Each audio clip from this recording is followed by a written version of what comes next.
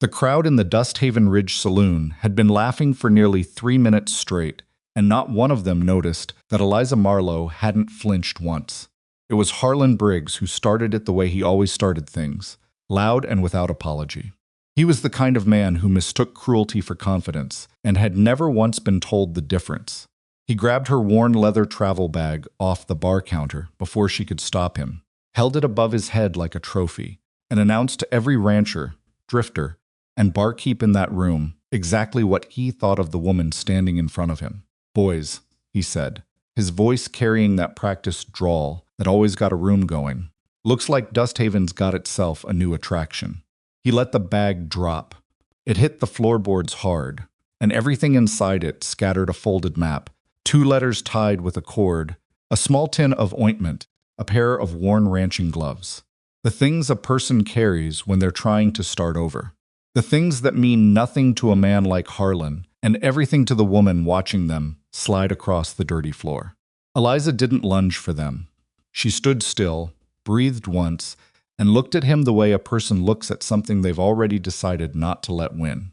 If you've ever had someone take the last thing you had left and laugh about it in front of a room full of people, then you already know what that moment costs. And if you haven't, you need to watch what she did next. If this story already has you leaning forward, you're exactly who this channel was made for. Hit that subscribe button right now so you never miss what comes next. Drop a like and tell us in the comments what city or country you're watching from. I want to see just how far this story travels. Now let's get into it. The map was the first thing she picked up. Not because it was the most valuable, it wasn't. Not in the way money made things valuable. But it was the one thing in that bag that couldn't be replaced. She'd drawn it herself over 3 years of riding the Western Territories, marking water sources and grazing land, and the kind of quiet knowledge that only comes from paying attention when everyone around you has stopped. She folded it carefully, tucked it back inside the bag without looking at Harlan Briggs, and then picked up the letters and the gloves and the tin and set them in one by one. The room had gone quieter, but only barely. There were still men chuckling into their drinks. A woman near the back corner, one of the saloon girls, had turned away like she didn't want to watch. The barkeep, a heavy-set man named Orville, kept wiping the same glass he'd been wiping since Eliza walked through the door. Harlan watched her collect her things with the expression of a man who expected a reaction and wasn't getting one, and that bothered him more than anything else could have. "You deaf?" he said. "Or just slow?" Eliza straightened up, settled the bag on her shoulder, and looked at him again. She was 34 years old and had the kind of face that people misread the fullness of it. The softness of her jaw made certain men assume softness everywhere else. It was a mistake they usually only made once. "I heard you fine," she said. Her voice was even. Not friendly, not cold. Just there. "I'm choosing not to answer." That got a different kind of noise from the room. Not laughter exactly. More like the sound of a crowd recalibrating. Harlan's expression shifted. He was a big man, broad through the chest, the kind of physical presence that had probably solved most of his problems, since he was about 17, and he wasn't used to being answered at all, let alone like that. "You got some nerve coming into this town, thinking you can set up shop," he said. "Where'd you even come from? Who sent for you?" "Nobody sent for me," she said. "Came on my own. Women don't come out here on their own unless they got nowhere else to go. That's one reason," she said. "It's not mine." She turned toward the bar then, which was itself a kind of nerve, because turning your back on Harlan Briggs in public was not something people in Dusthaven Ridge generally did.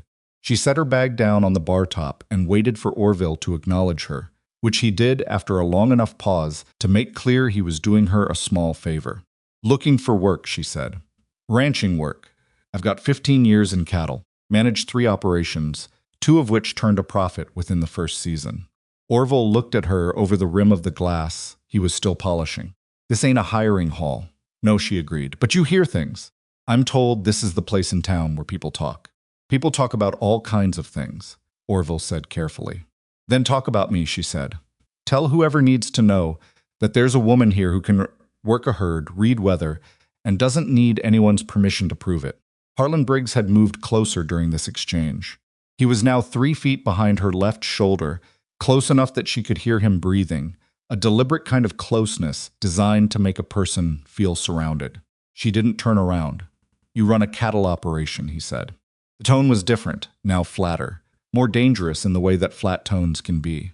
That right I did, she said, for 11 years. What happened to it? She was quiet for 2 seconds. In that silence, the honest answer sat somewhere in her chest, like a piece of broken equipment she hadn't figured out how to remove yet. The drought, the bank. The 2 seasons of bad grass followed by a winter that killed 40% of the herd before she could move them. The partner who walked when the money got short. All the ways a thing you built can come apart before you're ready to let it go. It ended, she said. Things don't just end, Harlan said. They fail. People fail them. She turned around then. Not fast, carefully. The way you move when you want a person to understand that your movement is a choice and not a reaction. She looked at him directly, and whatever he saw in her face made him go slightly still. You're right, she said. Things fail for reasons. Would you like to hear mine, or are you satisfied with the version you've already made up? The room had gone fully quiet now. Harlan Briggs was not accustomed to being spoken to this way in front of people. He was accustomed to being agreed with, deferred to, laughed with rather than at. He ran the largest ranch operation in the Dusthaven Valley. The Briggs Ranch covered nearly 4,000 acres east of town, employed more than 30 men, and controlled enough of the local water access that the smaller ranchers handled him carefully, the way you handle something that can hurt you, without meaning to. He smiled, but it didn't reach anywhere near his eyes. Boys, he said, loud again now, addressing the room, we got ourselves a failed rancher who walked into our town looking for someone to give her a second chance. He paused for effect. What do you think? Should we be impressed? The laughter that came back was obliging, rather than genuine, the kind that a powerful man's subordinates produce, because the math makes sense. Eliza picked up her bag. I'm not asking to impress you, she said. I'm asking for work. She walked toward the door. The crowd parted in the way. Crowds part for someone moving with purpose, instinctively, even when they don't respect the person. She was halfway through the door when a voice from the back of the room stopped her. Not Harlan's voice, a quieter one, male, unhurried. What cattle are you best with? She turned. The man was seated alone at a corner table, a half-eaten meal pushed to one side, a cup of coffee in his hands. He was somewhere in his late 30s, lean in a way that came from use rather than neglect, with a weathered quality to his face that outdoor work produces over years. He was watching her with an expression she hadn't seen from anyone in this room, yet not mockery, not pity, not the careful neutrality of someone trying to stay out of trouble. Just genuine, patient attention. Longhorn and mixed breed, she said, though I've worked Herefords. Depends on the land. He nodded once. Depends on the water, mostly. Yes, she said, mostly the water. Harlan was watching this exchange with the expression of a man watching something happen that he hasn't yet decided how to interrupt. You got a name? The man in the corner said, Eliza Marlowe. Colton Vance. He didn't stand, didn't make it formal. Just offered the name the way you offer something with no strings attached. I've got a spread about 4 miles north. Things are going sideways with the East pasture herd, and I haven't figured out why. Harlan took a step forward. Colton, I'm not talking to you right now, Harlan, Colton said, without looking away from Eliza. His voice hadn't changed at all, same unhurried, same level, but something in it had. The room noticed. You willing to ride out and take a look? Colton said. Eliza looked at him for a moment, reading him the way she read anything she wasn't sure about yet. The directness in him seemed genuine. The question seemed genuine. She had been lied to by straightforward-seeming men before, but she had also learned to stop letting that make her say no to everything. Tomorrow morning, she said, before the heat. Early suits me, he said. She walked out. Behind her, she heard Harlan Briggs say something to Colton, low enough that she couldn't make out the words, and then she heard Colton's voice, still that same unhurried tone. Drink your whiskey, Harlan. The door swung shut behind her. Outside, the evening air was dry and carried the particular smell of high plains, dust the kind that settles in your throat and stays there long after you've left. She stood on the boardwalk for a moment, her bag on her shoulder, and looked out at the main street of Dusthaven Ridge. It was not a welcoming town. She had known that before she arrived, but knowing a thing and being inside it were different experiences. The buildings were functional and reluctant looking, built by people who intended to survive rather than to stay. The street itself was wide enough for wagons to pass each other, which was about as much planning as had gone into anything here. She'd seen towns like this before. They had their own specific gravity. They pulled in people with nowhere else to go and then used their presence against them. They rewarded stubbornness and punished need. They had a man like Harlan Briggs in them because a man like Harlan Briggs was useful to a town that needed someone to do the ugly work of keeping things the way they were. She had grown up in a town like this. She had left one at 17, told herself she'd never go back to one, and had now, at 34, walked voluntarily into another. The reasons were complicated in the way that survival reasons always are. She had money enough for 2 weeks, maybe 3 if she was careful. She had the bag, the map, the letters, the gloves. She had skills that were real and verifiable, and that had not been enough twice now to prevent things from falling apart. And she had the stubborn, slightly unreasonable conviction, ones she'd been carrying since she was a girl watching her father work land that wasn't legally his, that competence should count for something, even in places that insisted it didn't. She found the rooming house 2 streets over, a narrow building run by a woman named Mrs. Garth, who charged 40 cents a night and asked no questions beyond how many nights. Eliza said 3 to start, and the woman handed her a key with the particular economy of motion that people develop when they've stopped being surprised by anyone who comes through their door. The room was small, clean enough, with a window that looked onto an alley. Eliza set her bag on the floor, sat on the edge of the bed, and allowed herself 10 minutes of not moving. This was a thing she had taught herself, not meditation. Nothing like that. Just a defined pause between what had happened and what was going to happen next. A hard boundary between the past and the forward motion she needed to keep going. She'd started doing it after the first operation failed. After the second, it had become necessary in a way she didn't entirely understand, but had stopped questioning. She thought about the man in the corner. Colton Vance. Something was wrong with his east pasture herd, he'd said. She'd spent 15 years learning how cattle troubles usually announced themselves in the way animals moved, in what they were eating, and how much, in the quality of what the grass was getting from the ground beneath it. She'd learned to read those signs the way other people read weather, not always correctly, but often enough to be useful. The fact that he'd asked her, in that room, in front of Harlan Briggs, and everyone who'd been laughing, that said something. She wasn't sure yet what it said, but it said something. She pulled the map out of her bag and spread it on the bed, finding the approximate position of Dusthaven Ridge in the valley. She traced the likely line of the creek system with her finger. The Alcott Creek ran roughly northeast through the upper valley, and if Vance's spread was 4 miles north, his east pasture would be... She stopped, pressed her finger to the paper. The east pasture would be downstream from the Briggs property. She sat with that for a moment. Then she folded the map back up, set it inside her bag, and lay down on the narrow bed in her clothes. The ceiling had a water stain shaped roughly like a boot. She stared at it until she couldn't keep her eyes open anymore. She hadn't eaten since morning. She hadn't slept properly in 4 days. Her feet ached in a specific way that long travel produces, and her right shoulder was sore from where the bag had been cutting into it. She was 34 years old and tired in a way that rest didn't entirely fix anymore.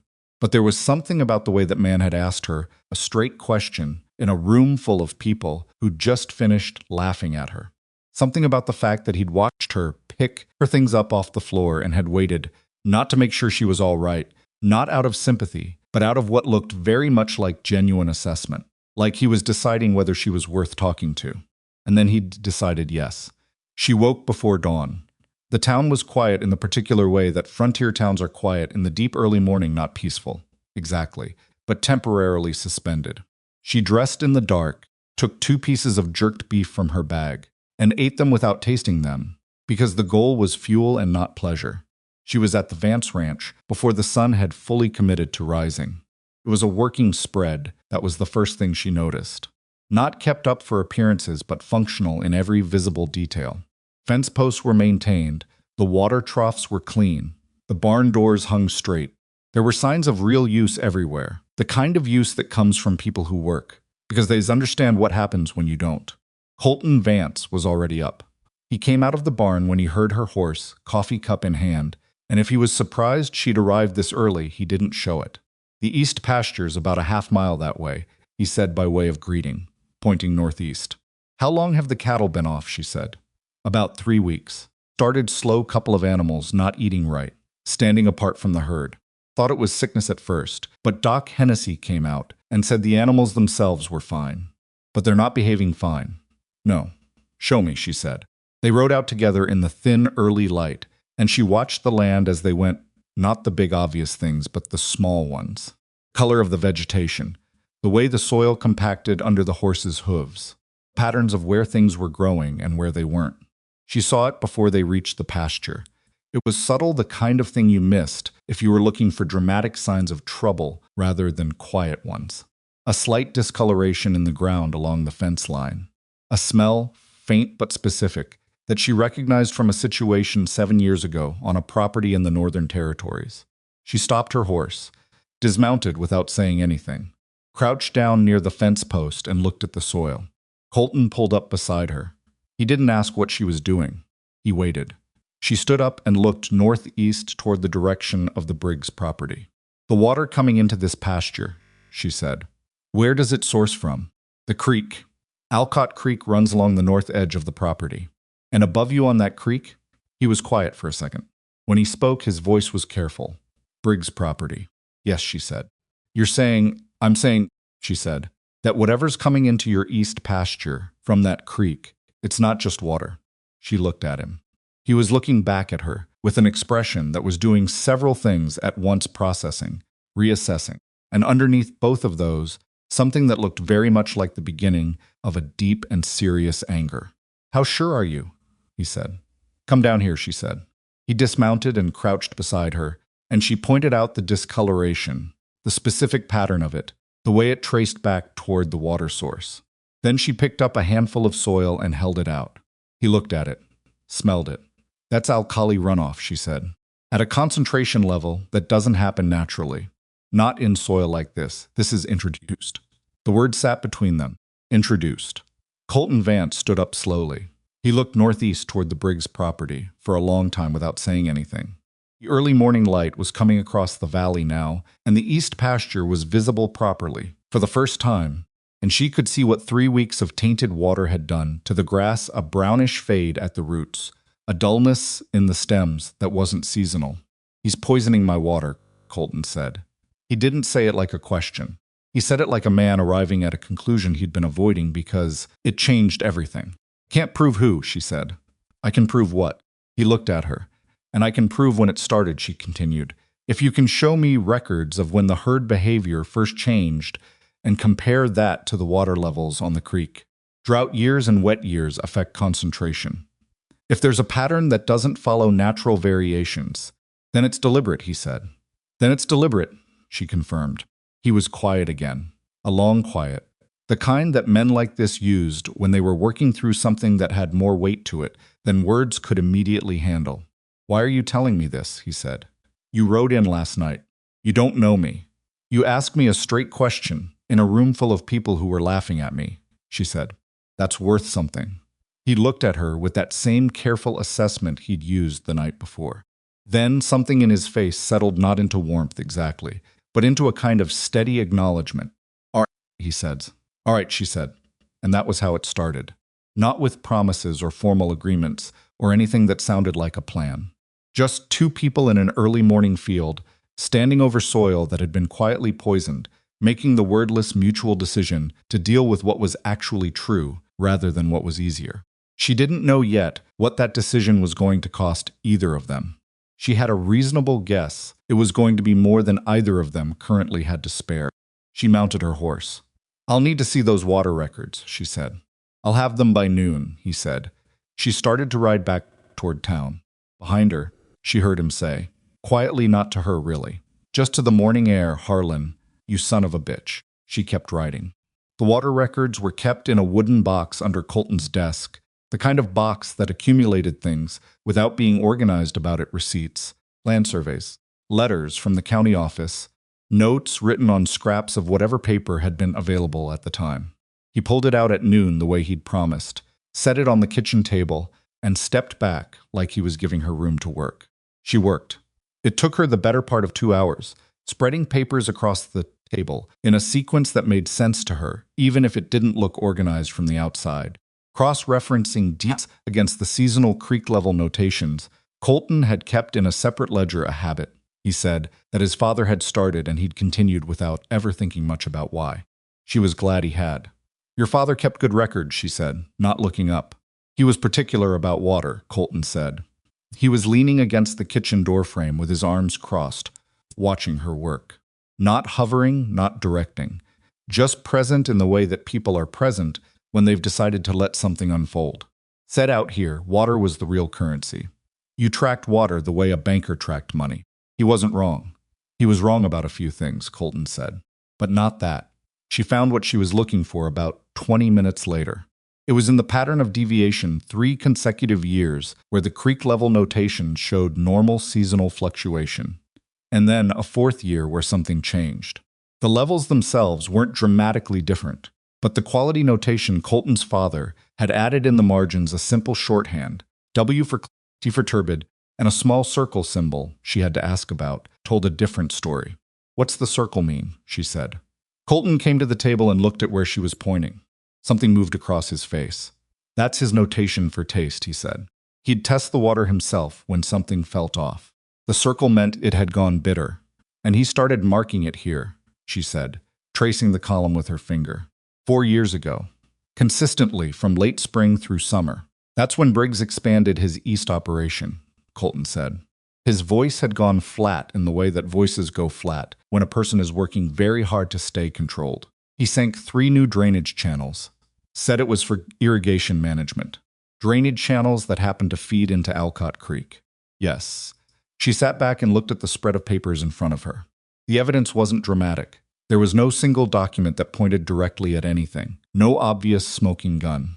It was the kind of evidence that built through accumulation, through the patient layering of small facts that individually could be explained away and collectively could not. This would need to be tested, she said. The soil samples, the water, both. You'd need someone with authority to take and verify those samples, or Briggs's lawyer just calls it natural variation, and the whole thing dies. The county assessor could do it, Colton said. Harwick, he's out of Benton Falls, about 30 miles east. He's not in Briggs's pocket.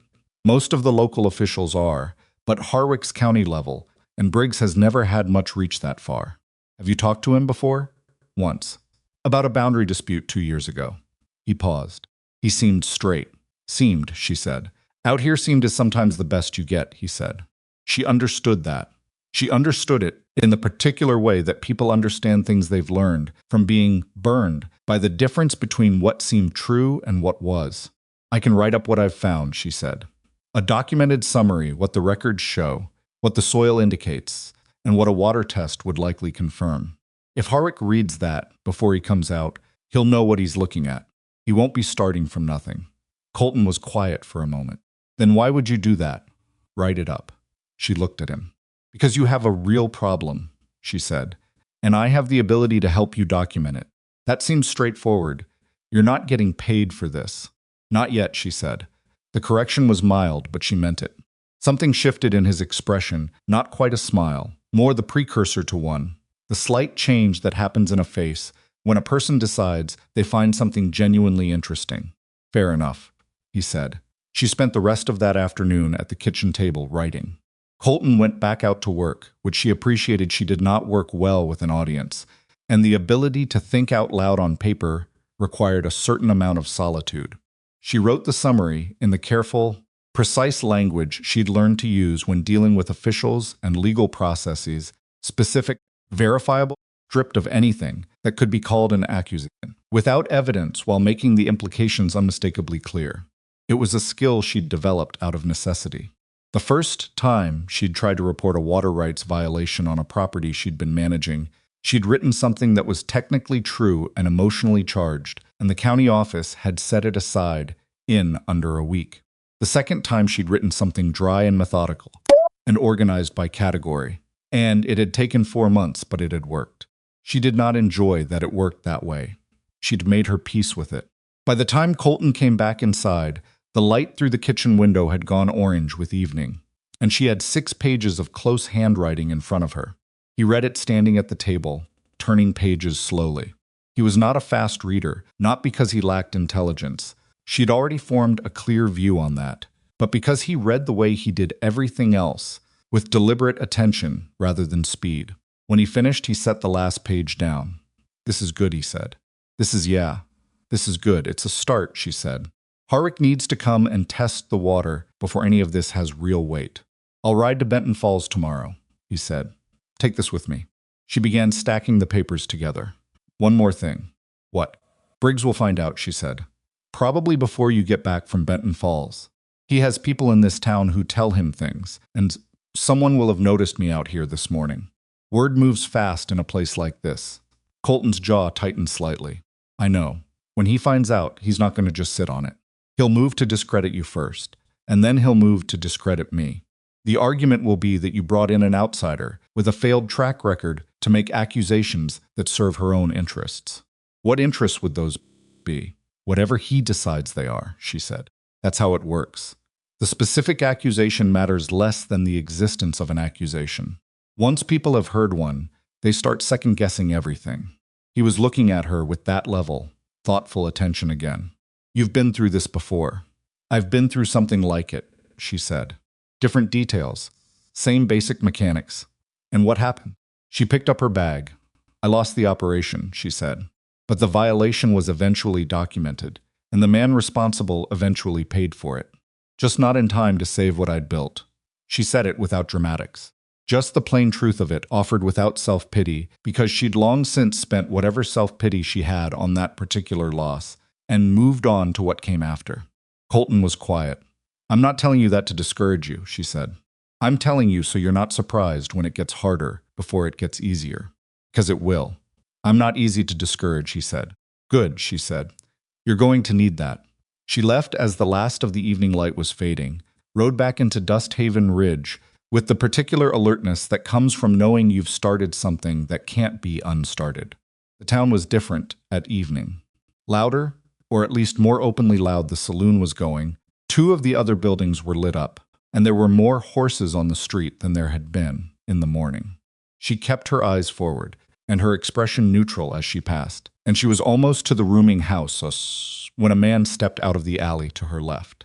Not Harlan Briggs, one of his men. She recognized the type before she recognized the face. The deliberate placement, the arms at his sides, the specific positioning of someone who has been told where to be and what to communicate without being told exactly how. "Mr. Briggs wants a word," the man said. "Tell Mr. Briggs he can find me in the morning," she said, and kept walking. The man didn't follow her. That was interesting. It meant Briggs had told him to deliver the message, and nothing more, which meant Briggs wasn't ready to be overtly threatening yet. Which meant he didn't know exactly what she'd found, just that she'd been out at Vance's property. She filed that away. In her room, she sat on the edge of the bed and thought about the map, about the creek system, about the 4-year pattern of bitter water notation in a dead man's ledger. She thought about Colton Vance reading those 6 pages with the patient attention of a man who was genuinely trying to understand, rather than just waiting for confirmation of what he already believed. She'd worked with men like Briggs before. The specific variety of man who accumulated power through proximity, through owning the things that others needed, through positioning himself at the junction of resources, and making himself the unavoidable toll. Water, in this case. In other places, it had been grain storage, or the only road to market, or the single bank that would extend credit in a bad season. The mechanism changed. The fundamental posture didn't. She'd also worked with men like Colton before, though less often. The kind who did not confuse stubbornness with strength, who were capable of changing their minds when the evidence warranted it, who had the specific quality of being genuinely useful in a crisis, because they didn't waste energy on the performance of being useful. She hadn't worked with many of those. She slept better than she expected to. The morning brought Harlan Briggs himself. He was at the rooming house door before 8, and Mrs. Garth, who clearly operated on the principle that her job ended at unlocking the front door, sent one of the younger girls up to knock. Eliza was already dressed. She came down the stairs and found Harlan in the front room, hat in hand in the way that powerful men hold their hats when they're performing civility rather than practicing it. "Miss Marlowe," he said. Different tone than the saloon. Still the same architecture, underneath the same assumption that the room belonged to him but adjusted for a private setting. "Thought we might talk." We can talk here, she said. She didn't sit, didn't offer him a seat, just stood at the base of the stairs with her arms loose at her sides. He glanced at Mrs. Garth, who was making a visible effort to appear busy with something in the far corner of the room, while clearly not moving far enough away to miss anything. Walk with me, he said. Get some air. I'm fine here, she said. Expression flickered. It was a small thing, quickly suppressed, but she caught it the slight recalibration of a man who had planned a version of this conversation that required her to comply with a reasonable-seeming request and had not accounted for the possibility that she simply wouldn't. I hear you were out at the Vance spread yesterday, he said. That's right. Colton's a good man, Briggs said. He said it with the practiced warmth of someone who'd learned that speaking well of your target before you undermine them was more effective than skipping straight to the undermining. Stubborn as hell, but solid. I've always respected him. That's kind of you, she said. Thing is, he continued, Colton's been having a hard stretch. Cattle trouble, water trouble, the usual run of bad luck that hits every operation eventually. He spread his hands slightly, a gesture of sympathy, of shared understanding. Sometimes when a man's frustrated, he starts looking for explanations that aren't there. Starts pointing fingers. Has he been pointing fingers? She said. Her voice was pleasant. Not yet, Briggs said, but I hear you were out there with papers, writing things. And I want you to understand. Miss Marlowe, I say this as someone who wants Dusthaven Ridge to work for everybody, that a woman in your position, coming into a town where she's unknown, making herself useful to a man who's having trouble, and putting things down on paper that can't be verified. He paused. That's a hard reputation to shake. The threat was wrapped so neatly in concern that a person who wasn't paying attention might miss it. She was paying attention. Are you warning me? She said. I'm offering you some perspective, he said. The kind that's hard to see when you're new somewhere. I appreciate that, she said. Is there anything else? He looked at her for a moment. She met his gaze without difficulty. There was a thing that happened sometimes when she held a direct look longer than a man expected, a brief visible confusion in their expression, the internal recalculation that occurred when the response they'd anticipated didn't come. Briggs experienced it now, just for a second, before the practiced control came back over his face. You're a smart woman, he said. I can see that. Then you'll understand, she said, that I'm also a woman who does thorough work and documents everything carefully. The friendly warmth in his expression didn't exactly leave. It just stopped meaning anything. Good morning, Mr. Briggs, she said. He put his hat back on and left. Mrs. Garth appeared from the corner of the room approximately 4 seconds after the front door closed, the pretense of busyness entirely abandoned. He came here in person, the older woman said. Not quite a question. Yes, Eliza said. Harlan Briggs doesn't make personal calls for things that don't concern him, Mrs. Garth said. She was looking at Eliza with an expression that was difficult to read, not hostility, not sympathy, something more measured than either. Whatever you found out at Vance's property, he already knows enough about it to be worried. That's useful to know, Eliza said. I've got a daughter in Benton Falls, Mrs. Garth said, still in that same careful voice. If you needed something sent there quietly, without going through the main post. Eliza looked at her. The older woman shrugged, the minimal gesture of someone who had decided to offer a thing and was prepared for it to be declined. Just saying. Sometimes the direct road isn't the safe road. Thank you, Eliza said. And she meant it. She had the summary in duplicate. She'd written a second copy the night before, because experience had taught her to. One copy would go with Colton to Benton Falls. The second she would send with Mrs. Garth's daughter, by a route that didn't pass through anyone Briggs owned. It wasn't a perfect plan. There were gaps in it she could identify, and probably more she couldn't. But it was better than waiting. Colton left for Benton Falls at mid-morning. She saw him on the road, heading east as she was crossing the main street, and he gave her a single nod that communicated approximately 7 things without either of them stopping to talk. She nodded back. She spent the rest of that morning walking the town. She was deliberate about it, not wandering, not sightseeing, but the specific kind of walking that a person does when they're trying to understand the actual shape of a place rather than just its surface. She visited the feed store, the small dry goods operation, on the north end of the street, the livery stable. She asked about prices with genuine interest and listened to who mentioned whose name when they were explaining how things worked. Harlan Briggs's name came up 6 times in 2 hours. The feed store gave preferential credit terms to ranchers who contracted exclusively with Briggs's suppliers. The dry goods operator had twice tried to source direct from the eastern wholesalers and twice had his shipments delayed or mislaid. The livery owner spoke about Briggs with the particular tone of a man who found a heavy piece of furniture to be in his way, but had not yet figured out how to move it.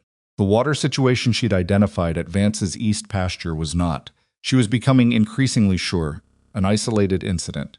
She found this out with some specificity in the late afternoon when she stopped by the small claim office near the south end of town to look at what was publicly recorded about water rights in the valley. The clerk, a young man of about 25 who had the slightly harassed quality of someone who did 4 jobs and was paid for 2, was not initially inclined to be helpful. He became more helpful after she explained, with patient precision, exactly which sections of county record she was legally entitled to review and cited the relevant statute by number. He pulled the files. She sat at the small table near the window and read for 2 hours. Picture that itself was not subtle, once you knew what you were looking at. Over the past 6 years, Harlan Briggs had filed, and in most cases, received water rights modifications on 4 separate occasions, each of which had incrementally shifted the legal allocation of Alcott Creek water in his favor.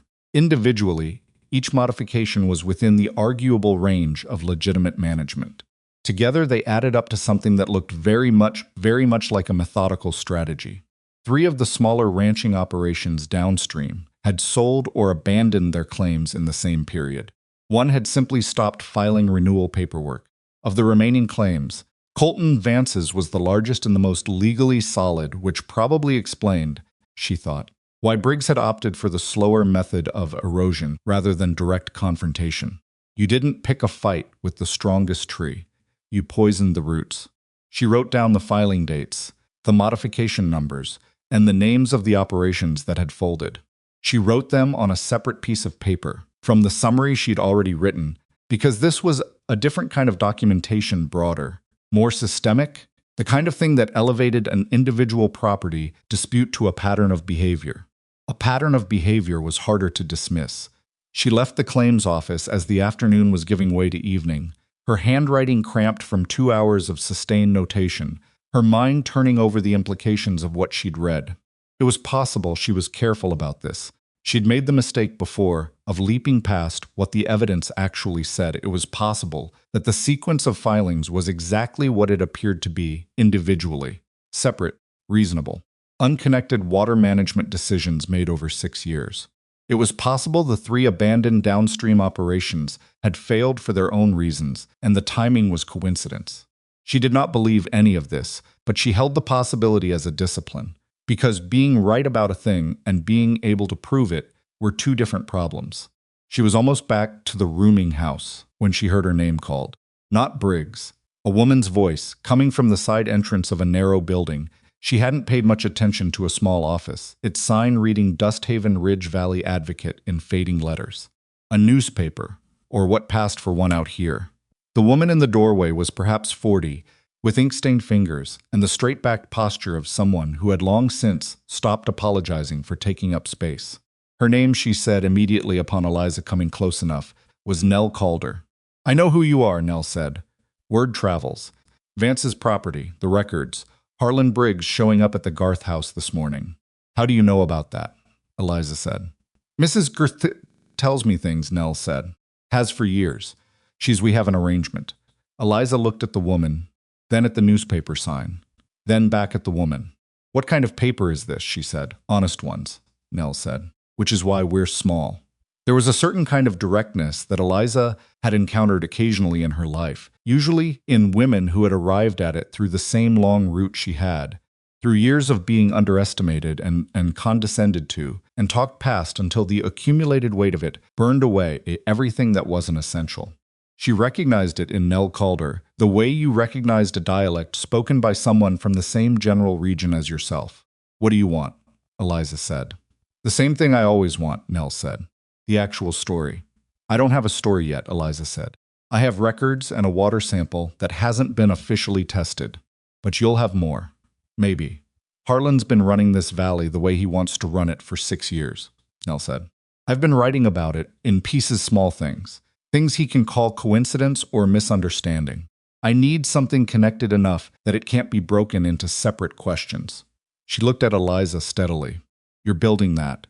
I'm trying to help a rancher document a water problem, Eliza said. Miss Marlowe, Nell said, with the particular patience of someone who had been in a specific conversation before. I watched you walk down that main street this morning for 2.5 hours. You went to the feed store, the dry goods, the livery, and the claims office. That's not a woman helping with one water problem. Eliza was quiet.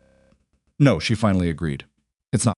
They stood for a moment, in the fading light, the two of them, in the narrow doorway of a small newspaper that printed honest things in a town that preferred comfortable lies. I'm not ready to talk to you officially, Eliza said. Not yet. What I'm building needs to be solid before it's public, or it gives Briggs time to bury things. Understood, Nell said. But I'll tell you when I am ready. That's all I'm asking, Nell said. That and one thing. What? Be careful, Nell said. It was not dramatic, not theatrical. Just level and specific, the way genuine warnings are different from performed ones. He's had practice at this. He's good at it, and he doesn't. When he feels cornered, he stops being careful.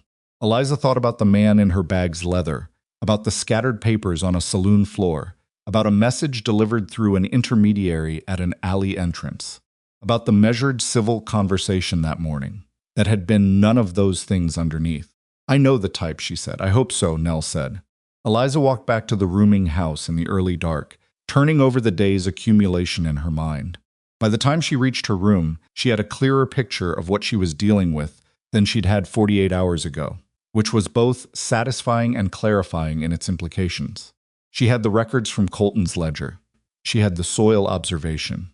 She had the pattern of water rights filings. Nell Calder, who had her own documentation of the past 6 years. She had Mrs. Garth's quiet network and her daughter in Benton Falls.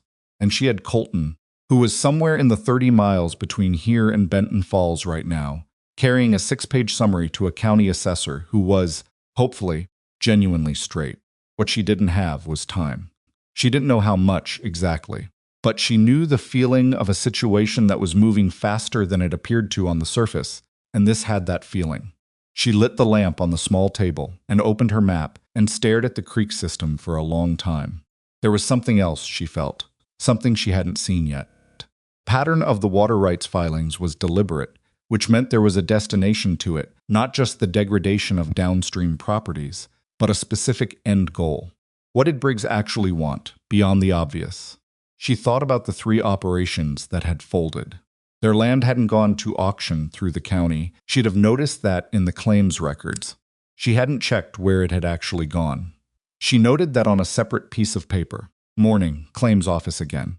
She blew out the lamp and lay in the dark, listening to the sounds of the town settling into its nighttime version of itself, the distant sound of the saloon, a horse moving somewhere on the south end.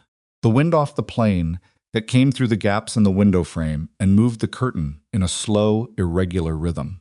She was thinking about the water, about what it meant to own it, really own it, not just the access, but the allocation, the legal record of entitlement.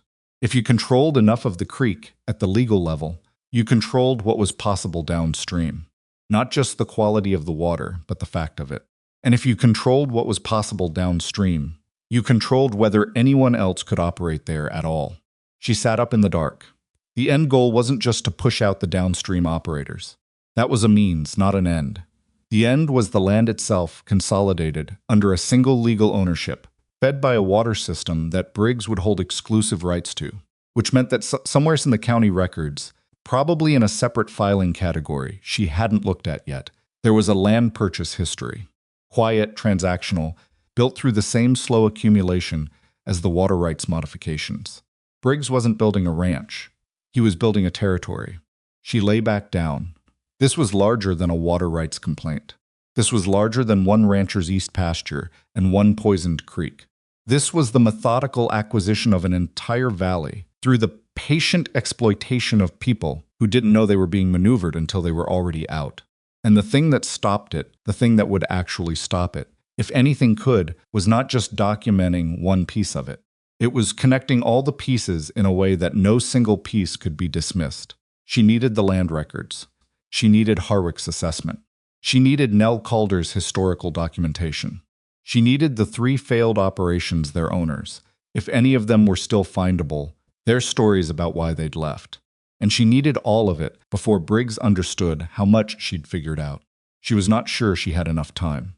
She was also not sure she'd ever, in her life, been in a situation where she was sure she had enough time, and she was still here, which counted for something. She closed her eyes. The curtain moved in the dark. Outside, the wind came off the plain in long, uneven gusts, the way it always did out here, not steady, not predictable, but relentless in the particular way of things that had nowhere else to be. Colton came back from Benton Falls on the 3rd day. She knew he was back before she saw him. She heard the particular rhythm of a horse pushed harder than comfortable on the last stretch of road. The kind of pace that meant something had either gone very well or very badly, and the two were difficult to distinguish from a distance. She was at the claims office again when she heard it, working through the land purchase records, wet she'd identified the night before. And she set down her pencil and looked out the window. He rode past without stopping, heading for the livery. She gathered her notes, thanked the clerk who had by this point resigned himself to her presence with the stoic acceptance of a man who had lost an argument he hadn't realized he was having, and walked down to meet him. Colton was still unsaddling his horse when she arrived at the livery. His back was to her, and he didn't turn around immediately, which told her something. When he finally did, his face had the particular tightness of a man who had ridden 30 miles with news he wasn't sure how to deliver. "Harwick's coming," he said. "Thursday. 2 days. That's the good part," she said. It wasn't a question. He pulled the saddle off and set it over the stall rail. He recognized the pattern in your summary. Said he'd seen it before, different county, different creek, same general approach. Said it was his word textbook. "Textbook is useful," she said. "What's the rest?" Colton turned to face her properly. "Briggs has already filed with the county. Not about water, about land. Specifically, he filed a legal challenge to the eastern boundary of my property. Claims his grandfather's original deed extended 40 yards further than the current survey shows." She was quiet for a moment. "When did he file it?" "The day I left for Benton Falls," Colton said. "Harwick told me. The filing went in at the Benton Falls County office the same morning I was riding there." So Briggs had known Colton was going to Benton Falls before Colton had even arrived, which meant someone at the livery, or someone on the road, or someone in the morning crowd who'd watched him ride east and understood what direction meant in this context. "The boundary challenge," she said. "What does it affect, if it holds?" Colton's jaw tightened. "The eastern boundary runs through the upper section of the east pasture. The section where your fence-line soil sample was." She understood immediately. "The contamination evidence would be on land that's legally in dispute," he said, "which means Briggs's lawyer argues it can't be used as evidence in a water rights claim until the boundary question is resolved. And boundary resolution in this county takes time," she said. "Minimum 18 months, he said. Probably longer if it gets contested." She looked at him. He looked back. Between them, the livery horse shifted its weight and exhaled the long, indifferent breath of an animal that had no stake in human problems. "He moved fast," she said. "He had it ready," Colton said. "He wasn't improvising. He had the filing ready, and he waited to see which direction I'd go." That was the part that mattered most, she thought. Not the content of the filing that could be challenged, and she suspected there were weaknesses in a 40-year-old deed claim that would show up under examination. What mattered was that Briggs had anticipated their move before they'd made it. He had resources she didn't, intelligence she didn't, and 6 years of practice managing exactly this kind of situation. She had 2 days before Harwick arrived. Whatever ground she could cover in those 2 days was what they'd have to work with. "The land purchase record," she said. "I found something this morning. The 3 operations that folded downstream, their land didn't go through public auction. All 3 parcels were purchased privately, within 60 days of each operation going under, by a holding company registered out of the state capital." She paused. "The company's name is Alcott Valley Land and Mineral Holdings." Colton stared at her. "Mineral? Yes. There's no mining operation in this valley." "Not yet," she said, "but there was a survey. State Geological Survey 18 months ago.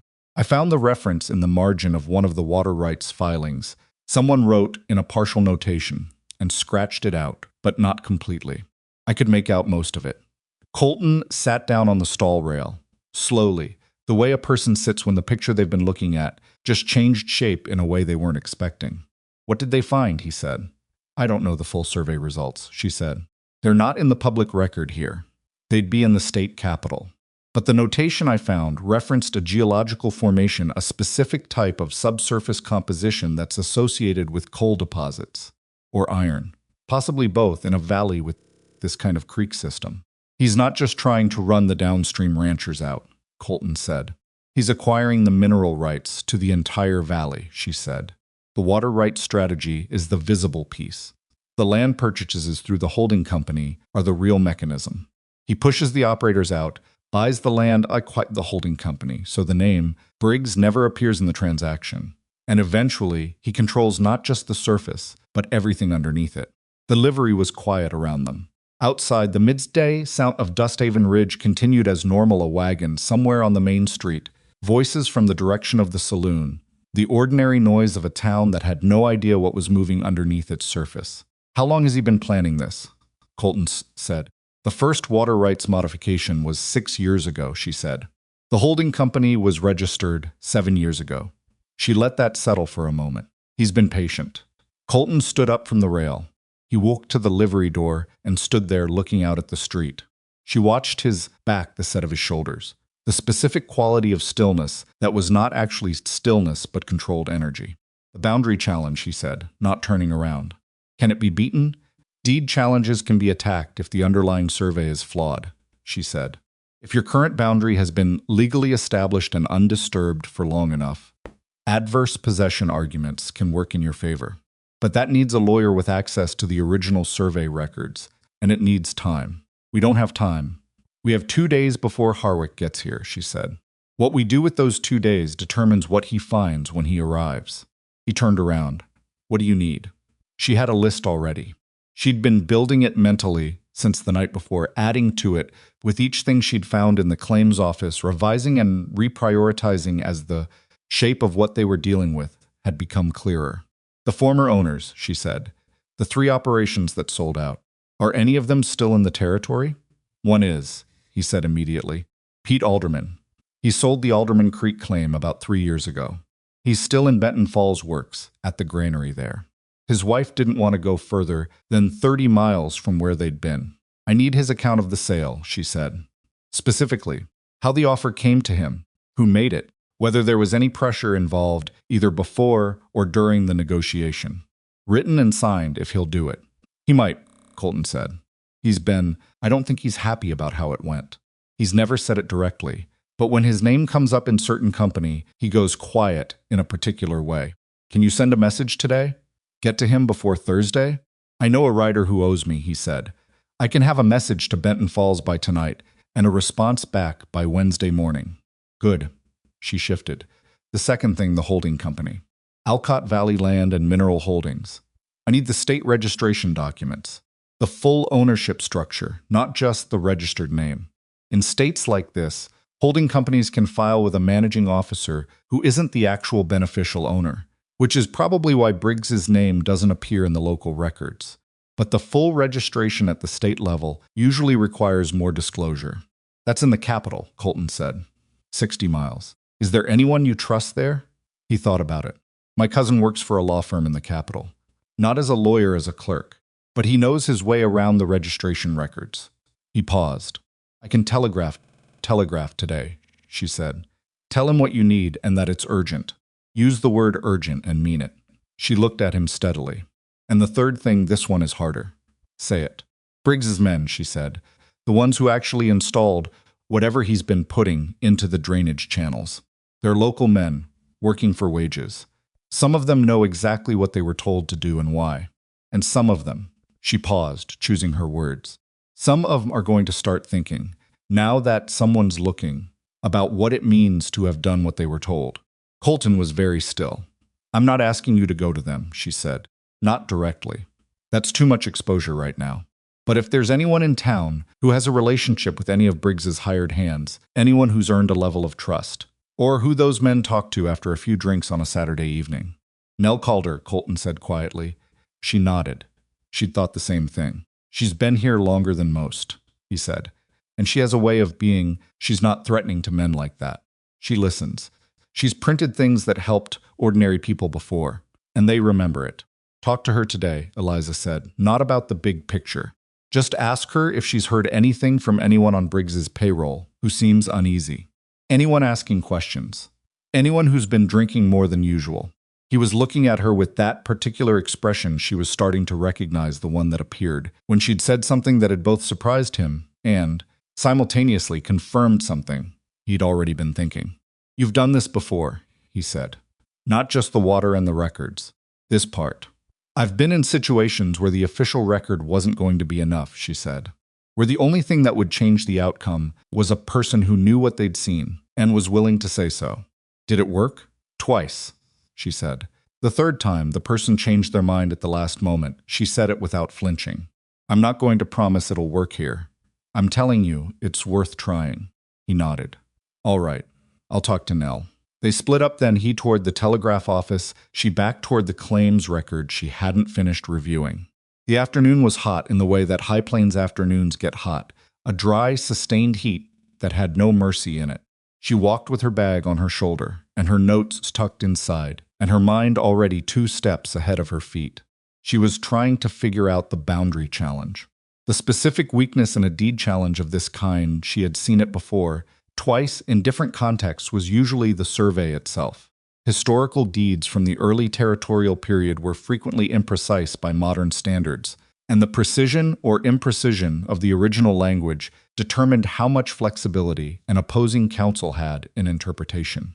If Briggs's grandfather's deed used a creek bank reference point rather than a fixed coordinate, and if the creek had shifted in the intervening decades as creeks in this terrain often did, then the current boundary might be correct under one reading and challenged under another without either party being technically dishonest. The question was which reading the original survey supported. She did not have access to the original survey. It would be in either the county record in Benton Falls or the territorial archive in the state capital. But there was something else she could try. She turned north. The oldest building in Dusthaven Ridge was not the Saloon, though that was what most newcomers assumed. It was a small stone structure on the north end of the main street, originally built as a trading post before the town had formalized around it, which had gradually accumulated functions over the decades, and was now occupied by a man named August Pryor, who was somewhere between 70 and 90, he would not specify, and had been in the valley longer than anyone else currently living in it. She had heard his name twice in passing conversations, and noted it the way she noted things that might matter later. She knocked. The door opened after a long enough pause that she'd begun to wonder if anyone was home, and August Pryor looked at her with the flat, assessing gaze of a man who had long since stopped pretending interest in things that didn't genuinely interest him. Help you, he said. It was not a question, really. More an indication that help was a service he might or might not provide. I'm Eliza Marlowe, she said. I've been in town about 4 days. I'm looking into some historical records about the valley, specifically early survey markers and original deed boundaries. He looked at her for another moment. You're the woman Harlan Briggs came to see at the Garth house, he said. He came to see me. Yes, she said. I heard he was civil about it, August said. He was, she said. That's when he's most dangerous, August said. He stepped back from the door. Come in, then. The interior of the building was what happened when a man spent 50 or 60 years accumulating things without anyone telling him to stop. There were shelves covering every wall, and on the shelves were the compressed history of a valley maps in tubes and folded flat, ledgers and notebooks, objects that were artifacts in the specific way that objects become artifacts when they outlast the purpose they were made for. It smelled of old paper and linseed oil, and something she couldn't identify. August cleared a chair for her without being asked and settled himself in a worn armchair that appeared to have been shaped specifically around him over decades of use. What survey? He said. The original territorial survey of the Alcott Creek Valley, she said, specifically the eastern boundary markers onto what's now the Vance property. August was quiet for a moment. Then he reached to the shelf behind him, without looking the practiced reach of a man who knew exactly where everything was, regardless of what it looked like from the outside, and pulled out a flat oilskin folder. My father was the surveyor, he said. For the original territorial grant, 1,847, he set the folder on the table between them. He kept copies of everything. She looked at the folder, then at him. "May I? That's why I got it," he said. Opened it carefully. The documents inside were old, genuinely old. The paper with that particular quality of age that made it feel both fragile and significant. The ink faded but legible. The precision of the notation immediately recognizable as professional work. She found the Vance Boundary Survey in the fourth document. Read it. Read it again. The eastern boundary was defined by a fixed coordinate reference, not a creek bank marker, not a landmark that could shift or be reinterpreted, but a specific bearing off a permanent stone post that August Pryor's father had set himself in the autumn of 1847 and notated in precise detail. Current Vance boundary was exactly where the original survey placed it. There was no ambiguity, no flexibility, no room for a competing interpretation. She sat back. "The Briggs deed," she said carefully. "Do you know what reference system the original Briggs grant used?" August's expression, which had been neutral in the way that very old men's expressions sometimes were, shifted slightly, not to surprise, to something more like the specific recognition of a person who has been waiting for a particular question and is now hearing it. "Creek bank reference," he said. "Northwest bend of Alcott Creek, measured from the point where the main channel meets the secondary branch." "And has the creek shifted?" "The main channel has moved approximately 12 yards north-northeast since 1847, August said. "I measured it myself about 15 years ago. Was curious. 12 yards. If the Briggs deed measured from the current creek position, it gained 12 yards that it hadn't had in the original grant. That was the source of the claimed 40-yard discrepancy, not the full amount, but enough to form the basis of an argument if you had a lawyer willing to make it and a judge willing to hear it. But if the Vance boundary was fixed, and it was, the stone post had been there for 40 years and was almost certainly still there, then the creek's movement was irrelevant to the Vance line. The two surveys used different reference systems, and the Vance system was the more legally durable one. "Mr. Pryor," she said, "would you be willing to make a statement about your father's survey methodology, the fixed point reference, and the creek's movement over time?" August looked at her for a long moment. Outside, the afternoon heat was at its peak, and the building was quiet in the way of thick stone walls. "I've been waiting 6 years for someone to ask me something worth answering," he said. She wrote it down as he spoke. Every detail, the kind of careful transcription that she had learned, produced more reliable documentation than memory. August spoke precisely the precision of a man who had inherited both his father's profession and his father's respect for exact language, and when he was done, he read what she'd written and made 2 small corrections and then signed it with a hand that was steady despite its age. She folded the statement and put it in her bag alongside everything else accumulating there. "Thank you," she said. "Don't thank me," he said. "Just make it count." She left as the afternoon heat was finally beginning to ease, the low angle of the sun throwing long shadows across the main street. She had the boundary survey statement, the land purchase records, the pattern of water rights filings, the creek contamination observation, and pending the response from Colton's cousin at the Capitol, possibly the ownership structure of the holding company. What she did not yet have was a signed statement from Pete Alderman in Benton Falls, any intelligence from Briggs's hired men, or confirmation that Harwick would actually be able to do what he came to do without interference. 2 days. She went back to the rooming house, spread everything out on her bed, and began organizing it into the kind of layered, cross-reference document that told a story a person couldn't walk away from. She worked until the lamp began to gutter, refilled it, and worked some more. It was somewhere past midnight when she heard the footsteps in the hall outside her room. Not Mrs. Garth's footsteps too heavy, too deliberate, moving with the specific careful quietness of someone trying not to be heard rather than someone who naturally moved that way. She set down her pen. The footsteps stopped outside her door. She did not move. She sat at the table with her papers in front of her and waited. A piece of paper appeared under the door, slowly pushed through with deliberate care. Then the footsteps moved away, faster now, and she heard the back stairs used and then nothing. She waited a full minute. Then she got up and picked up the paper. It was a short note, written in a hand that was rough but legible, the letters formed with the particular effort of someone who didn't write often. It said, "The East Channel work was done in March 2 years back. We were told it was a drainage repair. 3 of us. I didn't know what it was for until later. I'll talk if you can keep my name out of it until there's something official to attach it to. Don't come looking for me. I'll find you. No signature." She read it 3 times. Then she put it carefully with the other papers and sat for a moment with her hands flat on the table. Someone on Briggs's payroll had seen what happened, had known what they'd done, had spent 2 years carrying that and had now, for whatever reason, guilt, anger, fear of where this was heading, decided that the moment had arrived to say so. This changed things. Not because it was sufficient by itself. An anonymous note was not evidence, it was a direction, but because it told her there was a witness, a real one. Someone who had been there, who knew the specific mechanics of what had been done and when and under whose direction. If that person could be brought to a formal statement, even a limited one, even hedged with whatever protections they needed, that was the difference between a documented pattern that a good lawyer could argue around and a direct account that couldn't be explained away. She thought about what Nell Calder had said. He stops being careful when he feels cornered. She realized, beginning to corner him. Not completely, not yet.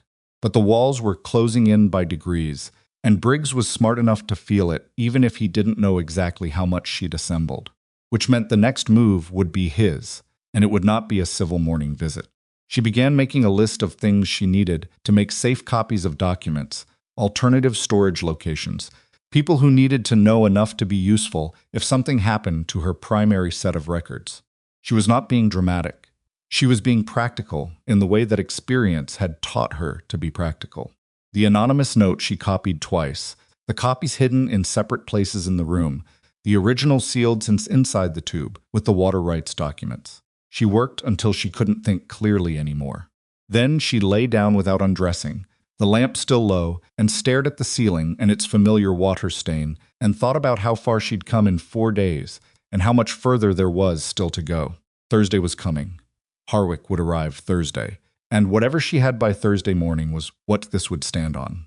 She closed her eyes and let her mind go quiet, the way she'd trained it to go quiet when rest was necessary and sleep was reluctant. Outside, the wind had come up again off the plain, steady and indifferent, moving through the gaps in the window frame. Wednesday began before the sun did. She was at the telegraph office by 7, waiting when the operator arrived. And there was already a reply from the capital. Colton's cousin had worked fast, either from loyalty or from the word urgent or both. The telegram was short, constrained by cost, but what it contained was enough. Alcott Valley Land and Mineral Holdings, registered 7 years prior, managing officer listed as one Thomas R. Vellum of the capital. Beneficial owner on record, Harold James Briggs, Dusthaven Ridge, Territorial County. His own name. Filed at the state level under a system he apparently believed no one in Dusthaven Ridge would think to check. She paid for the telegram copy and walked out into the early morning with it in her hand, and felt the specific satisfaction of a thing that had been hidden deciding to be found.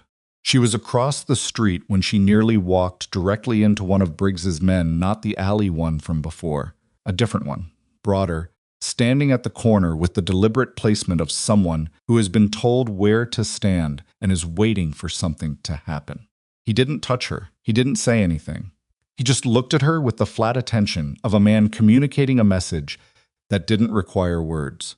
She looked back at him for 2 seconds, then walked around him and kept going. Her hands were steady. Her pulse was not. She made herself breathe evenly, counting the breaths the way she'd learned to in the bad months after Tassadofrain failed, when the anxiety had been bad enough that she'd had to teach her own body to calm down on command. It was not elegant.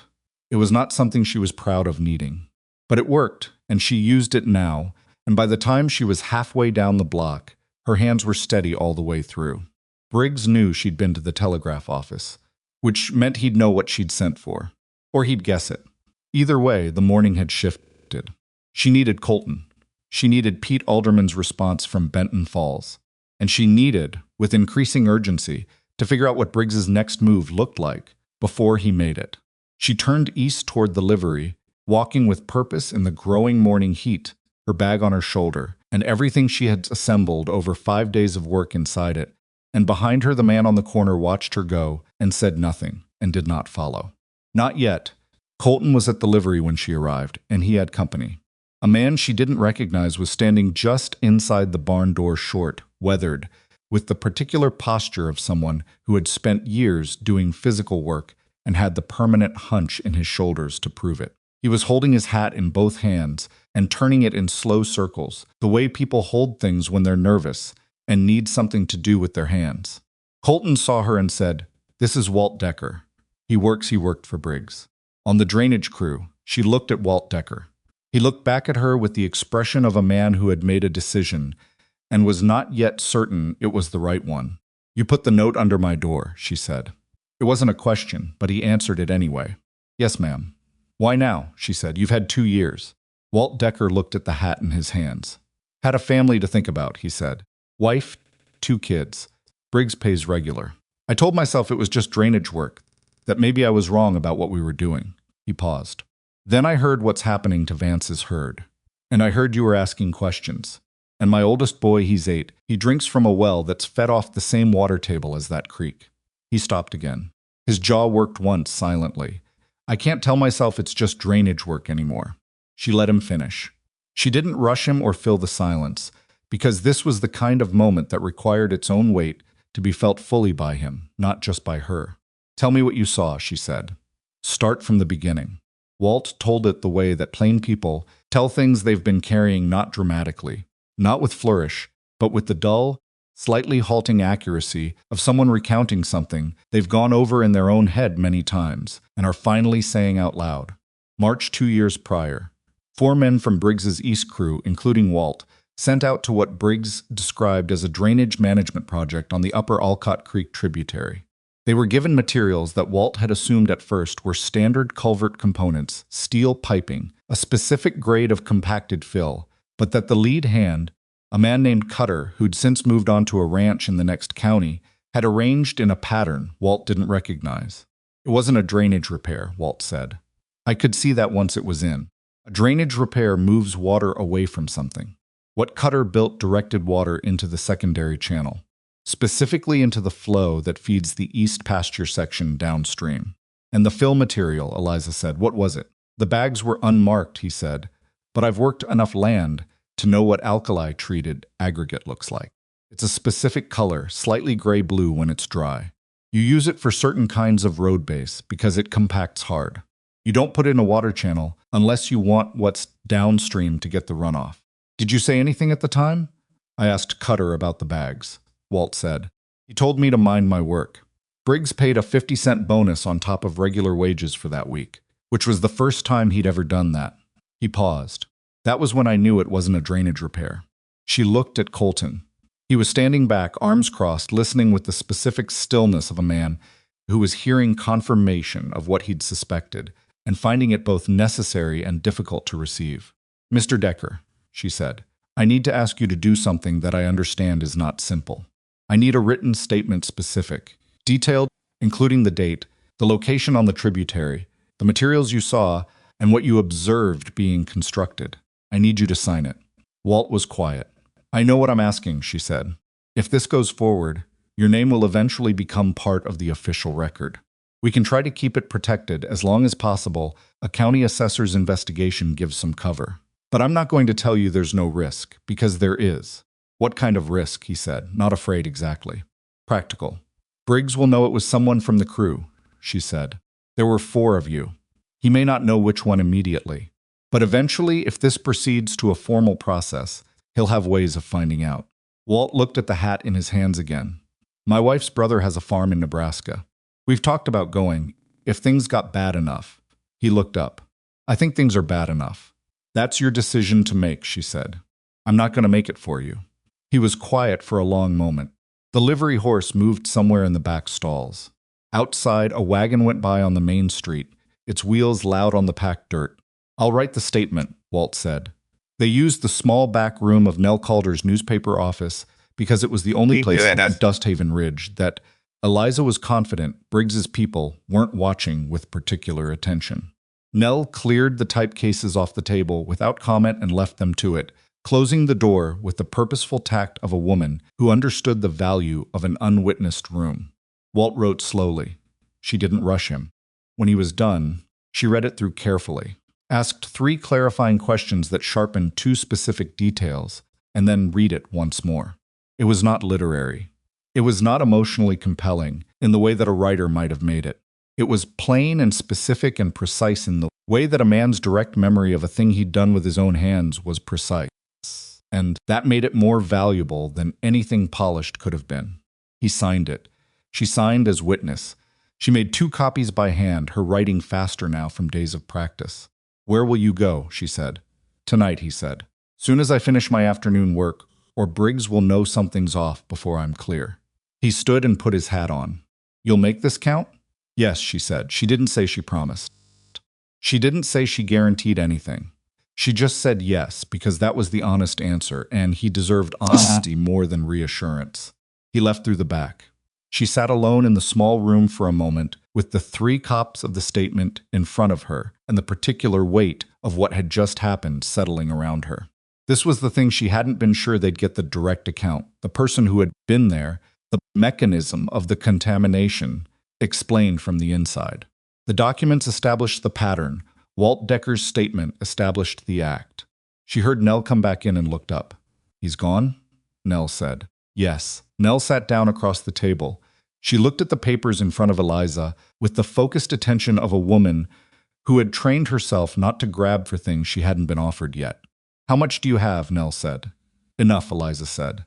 "Enough that Harwick, when he arrives tomorrow, will be working from a documented case rather than an allegation. The water sample test will either confirm or complicate what we have. If it confirms, and I believe it will, then we have a complete chain from motive to mechanism to evidence. And the holding company registration. Briggs's name is on the state filing," Eliza said. Directly.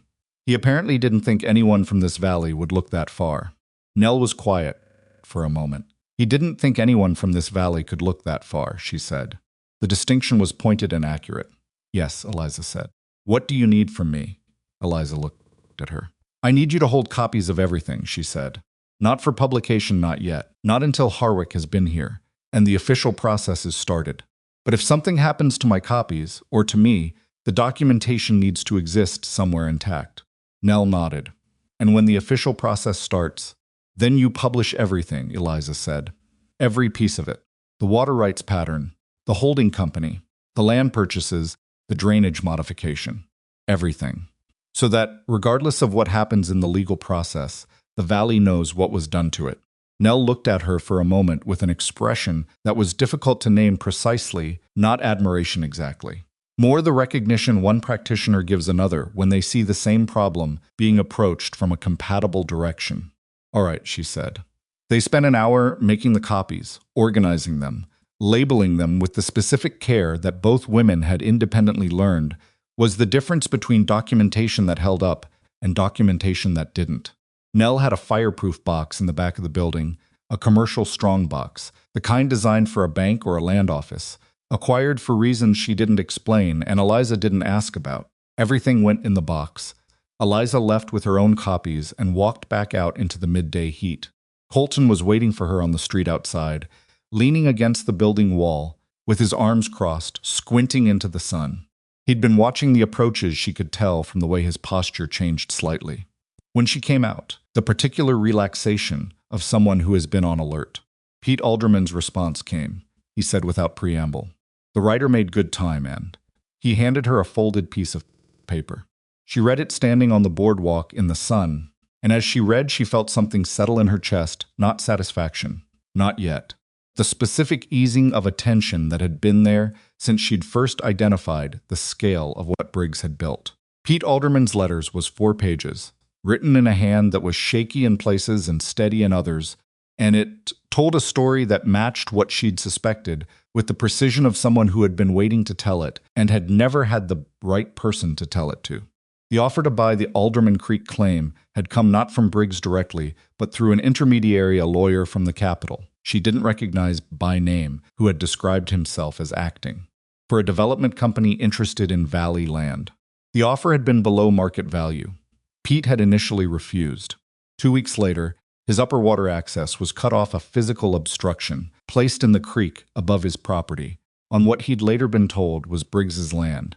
blocking flow during the critical summer months. The offer came again, same amount. He'd sold. He knows it was engineered, Colton said. He's known for 3 years. He'll sign a formal statement. He says he will. He said. Colton stopped, looked at the letter in her hands. He says he should have said something sooner, and he's not going to make that mistake twice. She folded the letter and handed it back. We need him here. Not just a written statement in person, available for the assessor. He'll come, Colton said. He said so. His wife's brother can keep an eye on things in Benton Falls for a few days. She nodded. When? If I send the writer back today, Pete could be here by tomorrow evening. He paused. Harwick arrives in the morning. Send the writer, she said. He pushed off the wall and looked at her directly. How are you doing? The question caught her slightly sideways, not because it was unexpected from him, but because she'd been so focused on the forward motion of everything that she'd stopped monitoring herself in any internal way. I'm functional, she said. That's not what I asked. She thought about it honestly, which she appreciated that he made room for. I'm tired, she said. I've been tired since I got here. I find this kind of work clarifying. When the situation is complex and the stakes are real, there's something that happens in my thinking that is, it's not peaceful, exactly. But it's focused in a way that feels better than the alternative. The alternative being sitting still and worrying about things I can't affect. He considered this. You've always been like that? I think so, she said. It's not a virtue, it's just how I'm built. It's been useful, he said. So far, she said. He almost smiled. So far, he agreed. The afternoon brought the thing she'd been bracing for.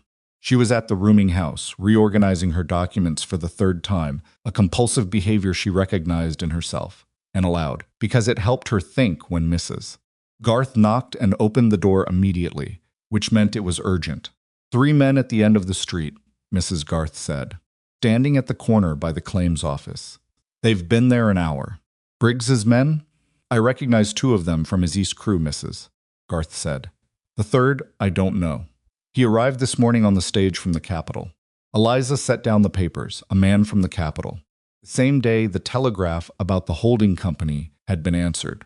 That was not a coincidence. That was a response time that meant Briggs had communication channels to the Capitol that moved faster than the public telegraph, which meant either a private courier system or someone inside the telegraph office who reported to him, or both. Is Colton still in town? She said. He rode out about an hour ago, Mrs. Garth said. Toward his property, I think. With another man I didn't recognize younger, on a roan horse. The rider for Pete Alderman, probably. Good. The man from the Capitol, Eliza said. What does he look like? Mrs. Garth described him. Well-dressed, older, with a leather document case. A lawyer. She knew the type, the particular combination of polished presentation and calculated observation that legal training produced in a certain kind of man. Briggs had sent for his lawyer, which meant Briggs was no longer in the stage of managing this quietly. He was moving to the legal containment phase, the stage where you tried to get official structures working in your favor before the other side could get them working in theirs. She needed to think. She sat on the edge of the bed and did the calculation that the situation required. Harwick arrived tomorrow morning. The water test and soil inspection needed to happen before Briggs's lawyer could file anything that formally impeded them. The boundary challenge was already filed, but it was a challenge, not an injunction. It created a disputed question. It didn't automatically freeze action on the adjacent land. If Harwick moved quickly, if his authority as county assessor was properly established before the lawyer could get a competing motion in front of a judge. Problem was the judge. The circuit court judge who covered Dusthaven Ridge was a man named Carver. She hadn't paid close attention to him because judges were usually not the first line of engagement in a water rights dispute. The assessor's findings typically went to the county board before ever reaching a courtroom. But if Briggs's lawyer filed an emergency motion to block the assessment, she needed to know about Judge Carver. She put on her hat and went downstairs and out the back of the rooming house. Nell Calder was in her office, setting type, and she looked up without surprise when Eliza came through the back door. Judge Carver, Eliza said. Tell me about him. Nell set down the type block she was holding. He's been on the circuit for 11 years, she said. He's not in Briggs's pocket. I want to be clear about that. He's not corrupt in the direct sense. She paused. But he's conservative in the legal sense. He defers to property and established order. He doesn't like disruption. Does he like Briggs? He doesn't like anyone in particular, Nell said. He likes procedure. He likes things done the right way through the right channels. She looked at Eliza, which cuts both ways. If Harwick conducts the assessment properly, Eliza said, by the established procedural standards, with full documentations, then Carver would be inclined to respect the findings, Nell said. Yes, but if Briggs's lawyer files before the assessment is complete and argues that the assessment itself is procedurally compromised, what would compromise it? Anything that looks like it was done in a hurry, Nell said. Anything that looks like the evidence was assembled before the official process started, in a way that predetermined the conclusion. Eliza was quiet. The irony was not lost on her. Everything she'd spent 5 days building the careful, layered documentation could be argued by a skilled lawyer to represent exactly that, a predetermined conclusion assembled by a motivated outsider with a personal investment in the outcome. She came to town with a grievance, the lawyer would say, and she built a case around it. The assessor was handed a conclusion and asked to confirm it. She sat down in the chair by Nell's work table. How do I insulate against that argument? Nell thought. Harwick needs to arrive and conduct his own independent review, she said slowly. Not be handed your documentation and told what it means. He needs to reach his own conclusions through his own process, and then your documentation needs to be presented as corroboration of what he found independently, not as the foundation he built on. Which means I can't be the one to present it to him first. No, Nell said, or at least not present the conclusions. You can make the records available, their public record, mostly, but the interpretation needs to come from him. Eliza thought about this. It was a real constraint, and it required a recalibration of how she'd been thinking about tomorrow. She'd imagined walking Harwick through everything she'd assembled, laying it out in the organized sequence she'd prepared, letting the cumulative weight of it land. Instead, she needed to step back, be available, be a resource, but let the process be his. Walt Decker's statement, she said. That's not a public record. No, Nell said. That's a direct witness account, which is a different kind of document. That one should go through a different channel. She paused. Is there a way to get it to Harwick without it appearing to come through you? Eliza thought about August Pryor, who had been waiting 6 years for someone to ask him something worth answering, who had signed his own statement with a steady hand, who was, by every indication, a man of documented standing in this valley, the son of the original territorial surveyor, a decades-long resident, someone whose credibility was not dependent on her presence or involvement. Yes, she said. She went to August Pryor's stone building that evening, as the light was finally giving up on the day. He was in his chair with a book. He always seemed to be in his chair, as if movement were something he decided to economize on, and he listened while she explained what she needed. You present Walt Decker's statement and your father's survey documentation directly to Harwick, she said. Not through me. As a resident of this valley, as the son of the original surveyor, as a person with standing independent of anything I've done. August closed his book. The assessor won't think it's strange that I come to him directly? It would be perfectly reasonable for a long-term valley resident to present historical survey documentation to a county assessor. Investigating water rights, she said. Especially documentation that directly addresses a pending boundary challenge. And the Decker statement? You found it concerning, she said. A neighbor you don't have to name him brought it to your attention. Given the pending investigation, you thought it should be in official hands. August looked at her for a long time. You're protecting yourself from the argument that you predetermined this, he said. Yes, she said. Because if it looks like you hand-delivered the entire case to the assessor, Briggs's lawyer argues it was manufactured. Yes. He picked up his book again and set it on the side table with a deliberate motion. I'll be at the hotel at 8 in the morning, he said, before Briggs's lawyer can arrange to be there first. She thanked him and left and walked back through the cooling evening air, and she was halfway to the rooming house. When Colton fell into step beside her from an alley entrance, she recognized his presence before she saw him, some quality of how he moved that she'd apparently cataloged without deciding to. The man from the Capitol is staying at the hotel, he said. He had dinner with Harlan tonight. I know about the lawyer, she said. There's something else, Colton said. His voice had changed quality. She slowed slightly. What? Someone went through my ranch house this afternoon, he said.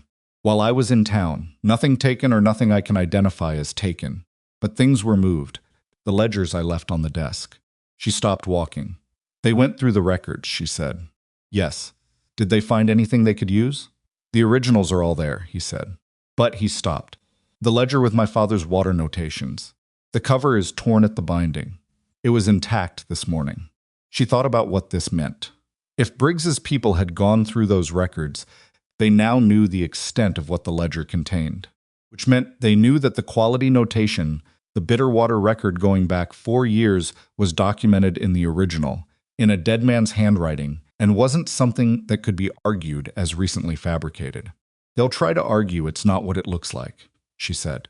Can't destroy the document now. That would be worse for them if it surfaces later. But they'll have a counter-argument prepared. What counter-argument? Your father was not a professional hydrologist, she said. His notations are not scientific measurements. They're subjective observations. A lawyer can argue that bitter taste in water is a natural occurrence in this type of creek system, and that a layman's notation in a personal ledger is not reliable evidence of introduced contamination. She paused. Which is why Walt Decker's statement matters. He's not describing a taste, he's describing a specific construction, specific materials, a specific date. Colton was quiet for a moment. They had stopped walking and were standing in the middle of the empty street in the evening dark, and the town around them was doing what it always did at this hour, winding down into its nighttime version. This is going to be decided tomorrow, he said. One way or the other. The assessment will begin tomorrow, she said. The decision will take longer. But the direction of it, he said. Whether we've done enough. She looked at him. She could see in the low light the tiredness in his face, not the tiredness of a single bad night, but the accumulated tiredness of a man who had been watching something he'd built being slowly eroded and had been carrying the specific weight of that for longer than he'd admitted to anyone. I think we have, she said. I'm not certain. I'm rarely certain about things like this until they're finished. But I think the chain is solid enough that Harwick can work with it. And if Harwick's report is thorough and grounded in independent findings, then Carver will have to respect the process, even if he doesn't love the outcome.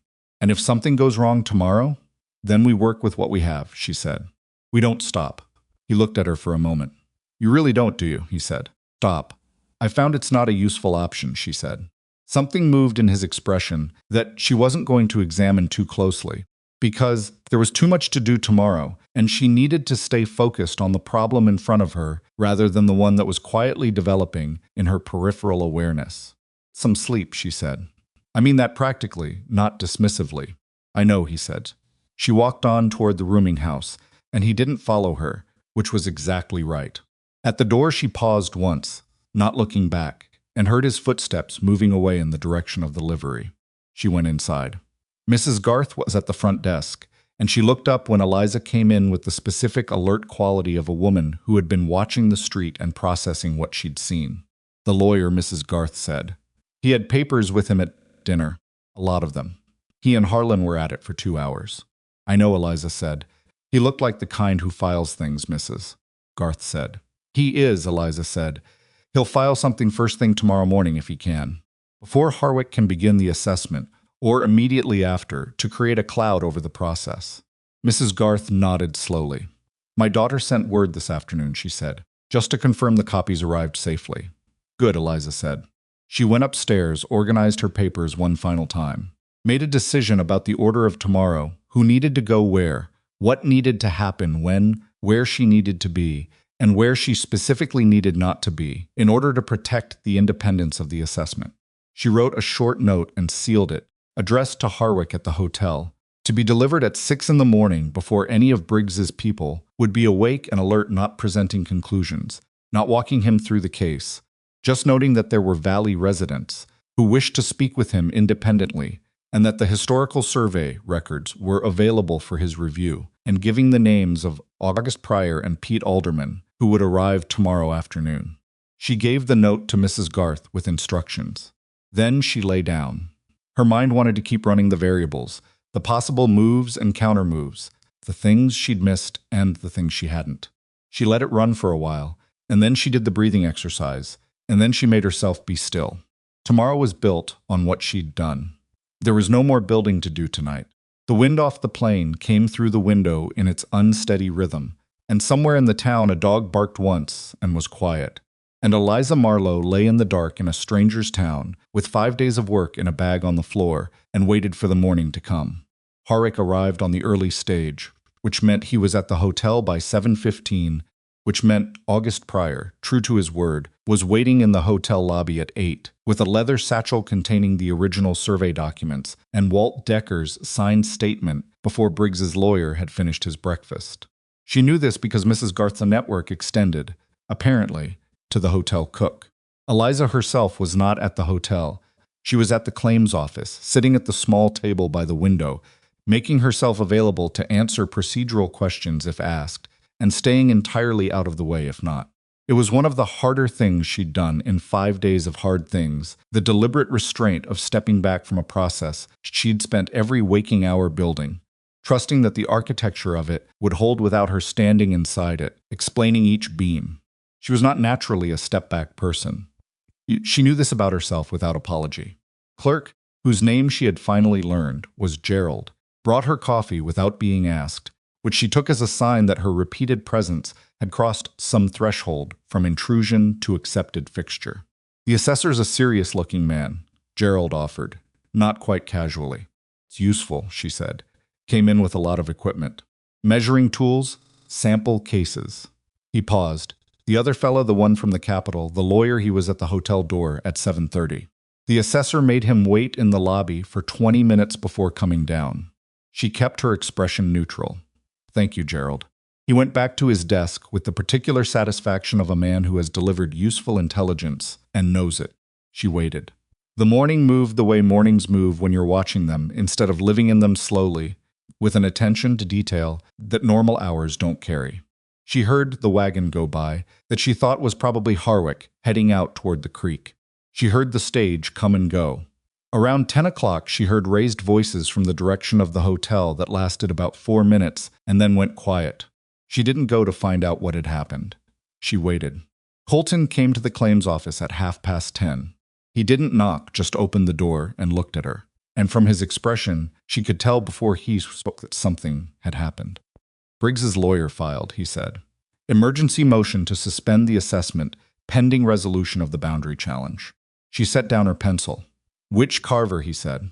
The motion was filed at 8 this morning, before Harwick had even reached the property. She thought about this. The timing was precise earlier than she'd anticipated, which meant Briggs had prepared the motion before Harwick had even arrived in Dusthaven Ridge. He'd known the assessor was coming and had the legal response already written, which meant his intelligence on their movements was better than she'd accounted for. Has Carver ruled? She said. Not yet, Colton said. But Harwick kept going. He said, Gerald, you were there? Gerald looked up from his desk with the expression of a man who had been pretending not to listen with great intensity. The assessor said that a pending motion didn't constitute an order and that he intended to complete his work unless and until an actual injunction was issued by a court with proper jurisdiction. Eliza looked at Colton. He kept going. He kept going, Colton confirmed. She stood up. Then we have time. Carver will take at least until afternoon to review the motion, possibly longer if he's genuinely procedural about it, which Nell says he is. That gives Harwick most of the day. There's a complication, Colton said. She waited. Briggs went out to the east pasture himself this morning, Colton said. About 6 men with him. He's at the fence line now, on his side of the boundary, just standing there. She understood the tactic immediately. Physical presence at the boundary line, not trespassing, not threatening in any actionable way, just present, making the assessment feel contested, making Harwick aware that Briggs considered this his territory and was watching every sample taken and every measurement made. It was a form of intimidation that operated entirely within the bounds of legal behavior, which was exactly the kind Briggs preferred. Does Harwick seem bothered by it? She said. Colton almost smiled. He apparently walked to within 10 feet of the fence line, looked directly at Briggs and his men, then started taking his soul sample. He paused. From what I heard, he didn't look up again. Something that was not quite relief and not quite pride moved through her chest. Good man, she said. She spent the next 2 hours at the claims office, working through a different question that had been sitting at the back of her mind since she'd found the holding company registration, the mineral rights. If Briggs had been planning for mineral extraction, there would be preliminary filings, exploration permits, geological survey requests, access agreements that would exist somewhere in the state record. She didn't have access to the state record directly, but the county-level administrative correspondence might contain references. She found two. The first was a letter from a state geological office, dated 14 months prior, confirming receipt of an exploration permit application for sections of the Alcott Creek Valley. The second was a response from the county administrator, a man who, she noted, had been appointed to his position 4 years ago, replacing a previous administrator who had retired, somewhat abruptly acknowledging the application and indicating no county-level objection. The mineral extraction plan was real. It was documented. And it was at a stage of development that suggested Briggs was not planning for a distant future, but for something within 3 to 5 years. She added the references to her notes. At 1 in the afternoon, Pete Alderman arrived. She saw him from the window, a man of about 50, thicker through the middle than he'd probably been when he'd run the Alderman Creek claim, with the specific look of a person who has rebuilt their life around acceptance of a loss and is now unexpectedly being asked to revisit it.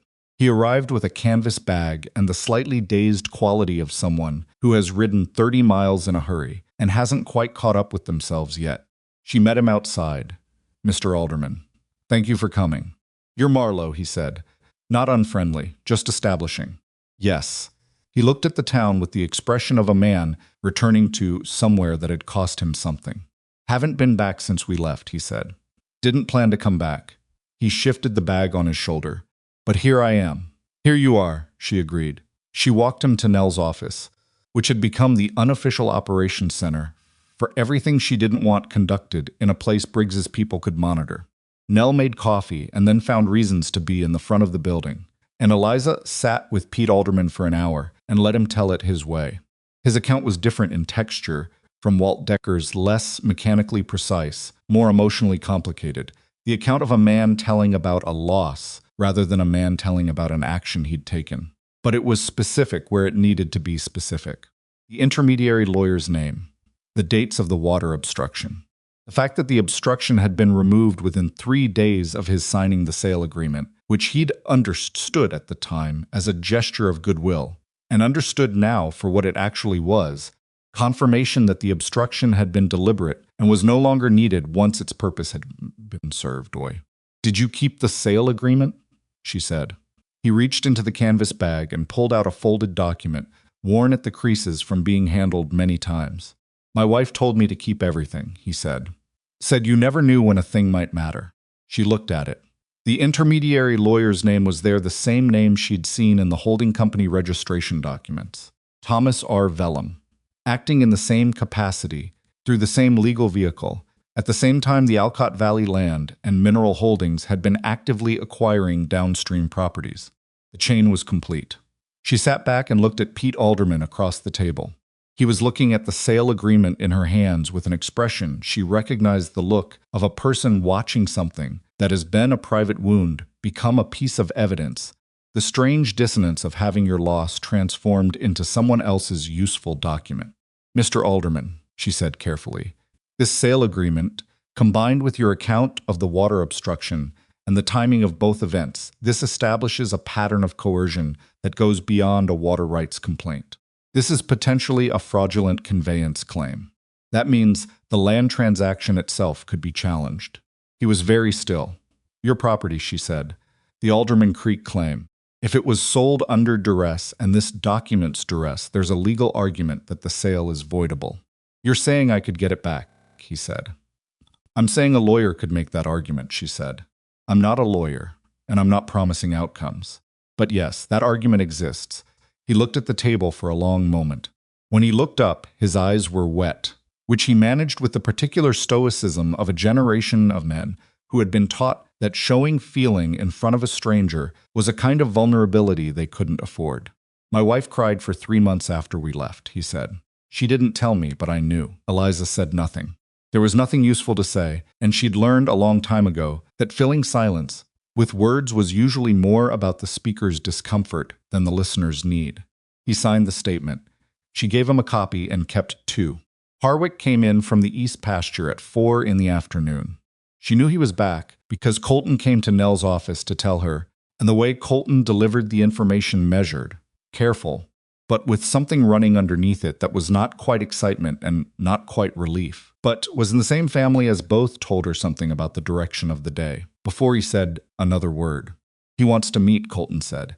He asked for you specifically. August told him you'd assembled the documentation, and he asked August to let you know. She stood up, straightened her jacket, picked up her bag. How did August seem, she said. Like a man who has been waiting a very long time to be useful, Colton said, and has finally been. Harwick had taken a room at the hotel to use as a working space, which made sense. It was the only building in Dusthaven Ridge with a table large enough to spread survey equipment across. He was a compact, gray-haired man of about 60, with the deliberate movements of someone who had learned through long professional experience to be precise, because imprecision was what got findings challenged in court. He looked at Eliza when Colton brought her in with the specific assessment of a man evaluating a source. Miss Marlowe, he said, I understand you've been working on documentation for this situation. I've been reviewing records that are publicly available, she said carefully, and I've come into contact with individuals who have relevant accounts. My intention was to make sure those things were accessible to your process, not to direct it. He looked at her for a moment longer. Something shifted in his expression that might have been approval, or might have been the recognition of someone who understood how these processes worked and had tried to respect the boundaries. Sit down, he said. She sat. Colton sat beside her. Harwick set out his findings on the table in the organized manner of a professional presenting work he was confident in. The water samples from 3 points along the east pasture boundary showed alkali compound concentrations at levels consistent with introduced material rather than natural occurrence. His language was specific and technical, and she followed it without difficulty. And when he used the word introduced, she felt Colton go still beside her. The soil analysis from the fence line sample she had originally identified, he'd taken his own sample from a point 2 feet away from hers, independently showed the same compound profile at a concentration that decreased with distance from the water source, which was the signature of a point source introduction rather than broad environmental contamination. The survey assessment of the boundary, having reviewed August Pryor's documentation of his father's original fixed-point methodology, was clear. The current Vance boundary was consistent with the 1,847 territorial survey. Creekbank reference in the Briggs deed, Harwick noted, used a measurement point that was subject to natural variation over time, and while this created a question about the correct current interpretation of the Briggs boundary, it did not create any question about the Vance boundary, which was established by a different and more durable method. In my professional opinion, Harwick said, the Vance boundary is not in legitimate dispute. The Briggs filing conflates the uncertainty in the Briggs measurement reference with the challenge to the Vance reference, which are different legal questions. She looked at her hands on the table and made herself not show too much. Walt Decker's statement, she said. August gave it to you. He did, Harwick said. It's the kind of account that, if verified through a formal legal process, establishes mechanism. My findings establish effect. The two together, he paused. It's a thorough case. What happens now? Colton said. My report goes to the county board, Harwick said, with the water test results, the survey assessment, and the Decker statement as an exhibit. The county board has authority to suspend the Briggs water rights modifications pending a full hearing. He looked at them both. The boundary challenge Briggs filed is now actually useful to your side. It triggers a formal survey review, and that review will confirm what August Pryor's documents show. The challenge is going to close the door it was meant to open. She thought about Briggs, who had moved carefully and patiently for 7 years, who had filed the boundary challenge as a blocking move, who had sent for his lawyer at exactly the right moment, and about how the boundary challenge, which had been his most aggressive tactical move, had by its own existence required a formal survey review that would now produce documentation he couldn't control. There was something almost architectural about how it had inverted on itself. She didn't take pleasure in it exactly. She was too tired for pleasure, but she noted it with the appreciation of someone who respected the geometry of how things worked out. The injunction motion, she said. Carver denied it, Harwick said.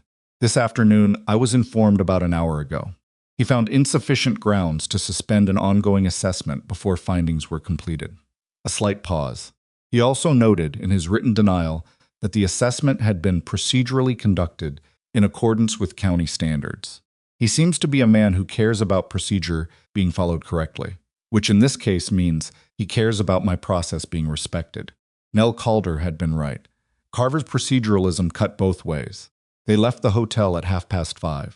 The evening was coming on, the light going long and golden across the main street of Dusthaven Ridge, and the town was doing its normal evening thing around them, people moving, wagons settling in, the first sounds from the saloon drifting down the street. She and Colton walked without particular direction for a moment, just moving because staying still in front of the hotel felt like the wrong choice. It's not over, she said. Harwick's report goes to the county board. Briggs's lawyer will fight it at the board level. There'll be a hearing. I know, Colton said. The alderman claimed Pete's situation that's a separate legal process. That could take a year or more. I know that too, she said. She looked at him. You're taking this very calmly. I'm not calm, he said. It's a lot to hold at once. The fact that it's moving in the right direction, and also that it's not finished, and also that my east pasture herd needs to be moved to clean water, and that's going to cost me regardless of how the legal process goes. He exhaled, one thing at a time. The east pasture, she said. If you move the herd to the north section temporarily, your north pasture water source is the upper well, not the creek? Yes, it can handle the load for about 2 months. That should be enough, she said. Once the water rights modifications are suspended, Briggs can't legally introduce anything further into the upper tributary. The existing contamination will dilute naturally within 4 to 6 weeks at normal creek flow rates. You know that from experience, he said. From the second operation, she said. Different compound, same general principle. He nodded slowly. You've had a harder run than you let on, he said. I've had the run I've had, she said. It gave me what I know. They had stopped walking, without deciding to at the north end of the main street, where the buildings thinned out, and you could see across the open land toward the hills in the distance. The evening sky was doing something extraordinary up there, the kind of color event that the high plains produced with more frequency than anywhere else she'd lived, as if the flat landscape and the enormous sky had an arrangement about compensation. What do you do now? Colton said. The question sat between them. It was the question she'd been not quite asking herself since the morning at the east pasture fence line when she'd seen the discoloration in the soil and understood that staying in Dusthaven Ridge was going to cost her more than she'd planned to. Then when she walked into the saloon 4 days ago. I need work, she said. That was true before any of this started, and it's still true. She paused. I'd like to see it through to the county board hearing. I can present the documentation directly. Speak to the pattern I identified in the water rights filings. It would be more useful than leaving it to the record alone. That's 6 weeks minimum, he said, possibly 8. I know. I have an east pasture that's going to need rehabilitation once the water is clean, he said. Soil treatment, reseeding, monitoring the herd through the recovery period. He was looking at the hills rather than at her. That's skilled work. More skilled than most of the men I could hire locally. She was quiet. I'm not doing you a favor, he said. I need the work done, and you're the best qualified person I've encountered to do it. Those are the terms. What are you paying? She said. He named a figure. It was fair, more than fair, actually, slightly above the market rate for a skilled ranch manager in this territory. She recognized the gesture embedded in the figure without drawing attention to it. All right, she said. He nodded. That was all. No performance, no formality. Just 2 people who had spent 5 days figuring out that they could work together, arriving at the obvious conclusion. She looked back toward the main street, at the saloon where Harlan Briggs's men would be drinking right now, where Briggs himself might be sitting with his lawyer working through what the day's news meant for a plan 7 years in the making. She thought about the night she'd arrived, the bag scattered across the floor, the sound of laughter that had the specific quality of people who knew no one in the room was going to stop them. She thought about August Pryor at the hotel, at 8 in the morning with his satchel, about Nell Calder with ink-stained fingers holding a strong-box key, about Mrs. Garth appearing from a corner of a room 4 seconds after a powerful man left it. About Walt Decker turning his hat in his hands and saying he couldn't tell himself it was just drainage work anymore. About Pete Alderman saying his wife had cried for 3 months and he'd known and hadn't said anything because some losses were too large to speak about directly. The thing she understood, which she had the hard way, and which was not a comfortable thing to know, was that powerful men like Harlan Briggs were rarely stopped by any single opposing force. What stopped them, when they were stopped, was the accumulation of smaller resistances from people who had been individually powerless and collectively were not. The woman who kept records, the old man who remembered his father's survey, the newspaper editor who printed honest things when comfortable lies were available, the ranch hand who couldn't keep telling himself a story that no longer held. None of them had been heroic. None of them had been brave in the dramatic sense. They had just been, each of them, unwilling to keep looking away, and that unwillingness had compounded. She had not stopped Harlan Briggs. She had started a process that made it significantly harder for him to continue, and that process would now involve courts and boards and public documentation and the kind of official scrutiny that was very difficult to make disappear.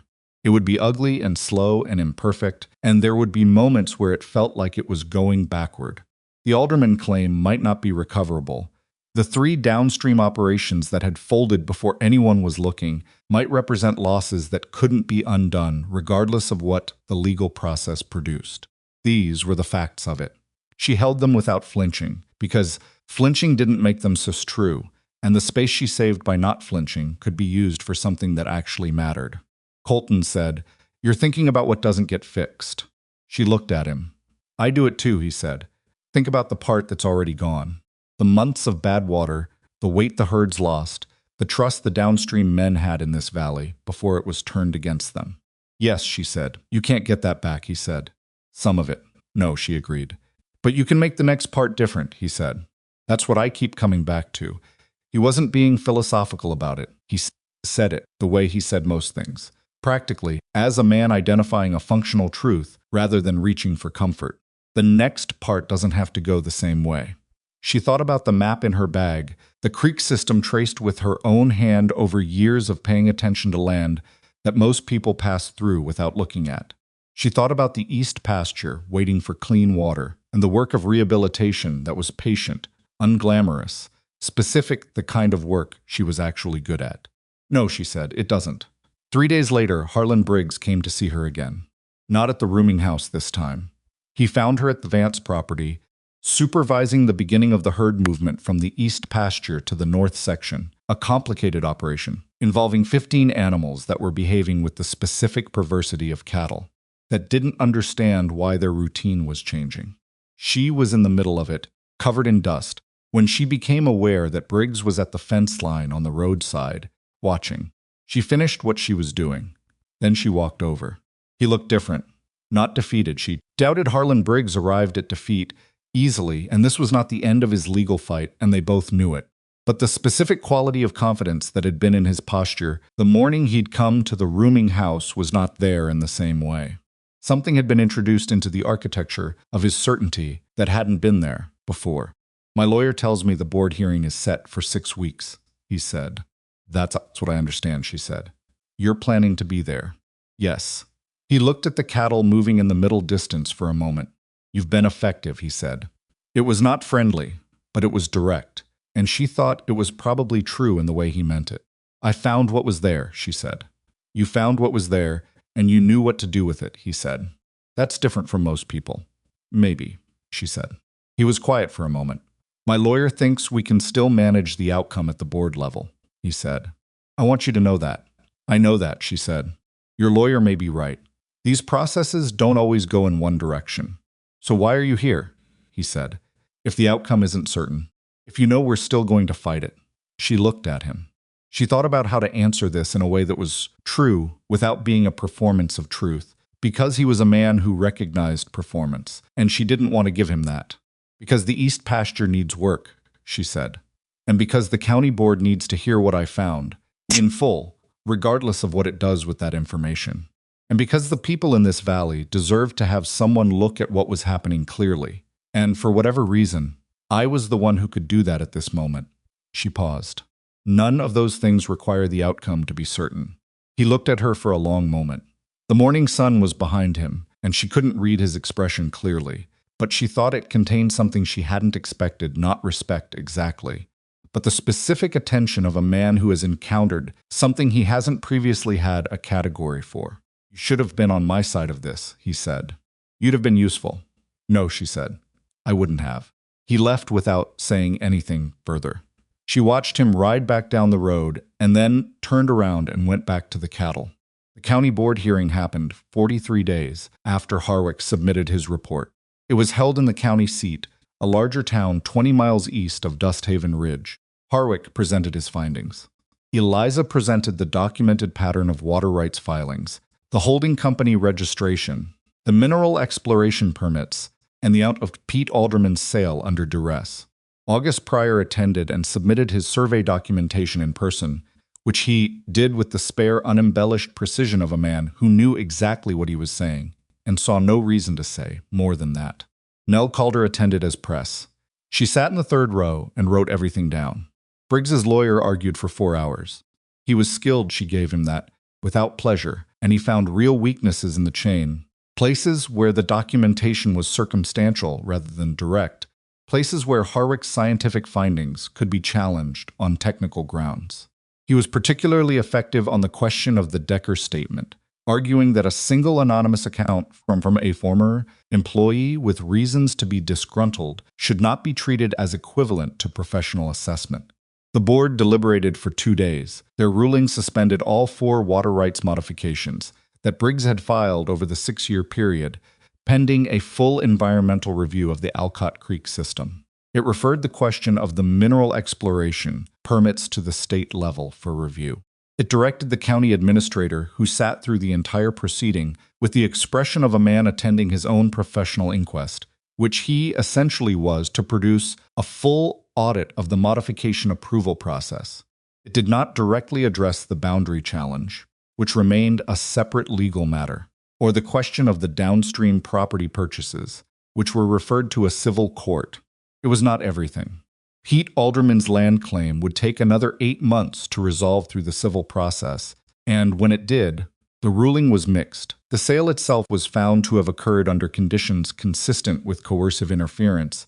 The remedy awarded was financial compensation rather than property restoration, because the land had changed hands again within the holding company structure in a way that complicated reversal. Pete got money, not the land, he told Eliza. When she told him the result, that it was better than nothing and worse than what they deserved, and that he thought those were usually the same thing, she thought he was right. Harlan Briggs was not prosecuted. The county administrator resigned. Thomas R. Vellum, the lawyer from the Capitol, was suspended from practice for 6 months by the State Bar Association for his role in the coercive transactions, which was considered by most observers to be a light consequence. Briggs himself retained his remaining water rights, the properties he'd acquired through the holding company, and his ranch. What lost was the ability to continue the incremental strategy. The board ruling established a monitoring framework for the creek system that made further modification difficult without transparent public process. He also lost, and this was not a legal outcome, but it was real, the unchallenged authority he'd held in the Dusthaven Ridge Valley. Nell published everything. The full story, documented in the specific, careful way that Nell Calder published things, not sensational, not editorialized, just precise and complete and readable. The valley knew what had been done. The people who had sold and left knew why they had been positioned to sell. The people who had stayed knew what the water coming into their land had been carrying. Knowledge is not justice. She understood that, had always understood it. But it was not nothing. The men who had laughed in the saloon that first evening were not laughing in the same way about the same things. And that was not nothing either. She stayed in Dusthaven Ridge for 11 months in total. The East Pasture rehabilitation took longer than she'd estimated it almost always did, because land doesn't recover on a schedule that accommodates human timelines. She moved the herd back in stages, monitoring the water quality through a system she established with Harwick's office, but monthly testing that would continue for 2 years after she left. In the 4th month, she hired 2 men from the downstream properties to work the recovery operation, both of whom had skills they'd developed on their own failing claims and nowhere to apply them now. The work gave them income. It also, gradually and without anyone making a point of it, gave them a stake in the Vance property's success, the specific investment that comes from building something with your hands alongside people you've come to know. She did not intend this as a lesson or a demonstration of anything. She needed the labor, and they needed the work. The rest of it was just what happened when people worked alongside each other long enough. Colton rebuilt the east fence line in the 7th month, replacing the old posts with a stronger system that accounted for the creek's actual current position rather than where it had been when the original fence was built. She helped with the planning, the measurements, the survey marks, not because she'd been asked to, but because she was there, and it was a problem that interested her. He noticed, which was his habit, and said nothing about it, which was also his habit, and which she had come to regard as one of his better qualities. They did not have an easy relationship, because neither of them was built for easy. They argued about the cattle rotation schedule in the 2nd month, and about the soil treatment approach in the 5th month, and about something she could no longer exactly remember in the 8th month, and on each occasion, the argument was followed by a period of both of them working separately, and then coming back to the problem from different angles and arriving, usually, at something better than either of their original positions. It was not romantic in the way that stories made romance sound. It was two people with strong opinions and compatible stubbornness figuring out how to share a project. She thought sometimes about what it had cost her to end up here. The first operation, the 11 years of work and the drought and the bank and the partner who left. The second, shorter and harder in different ways.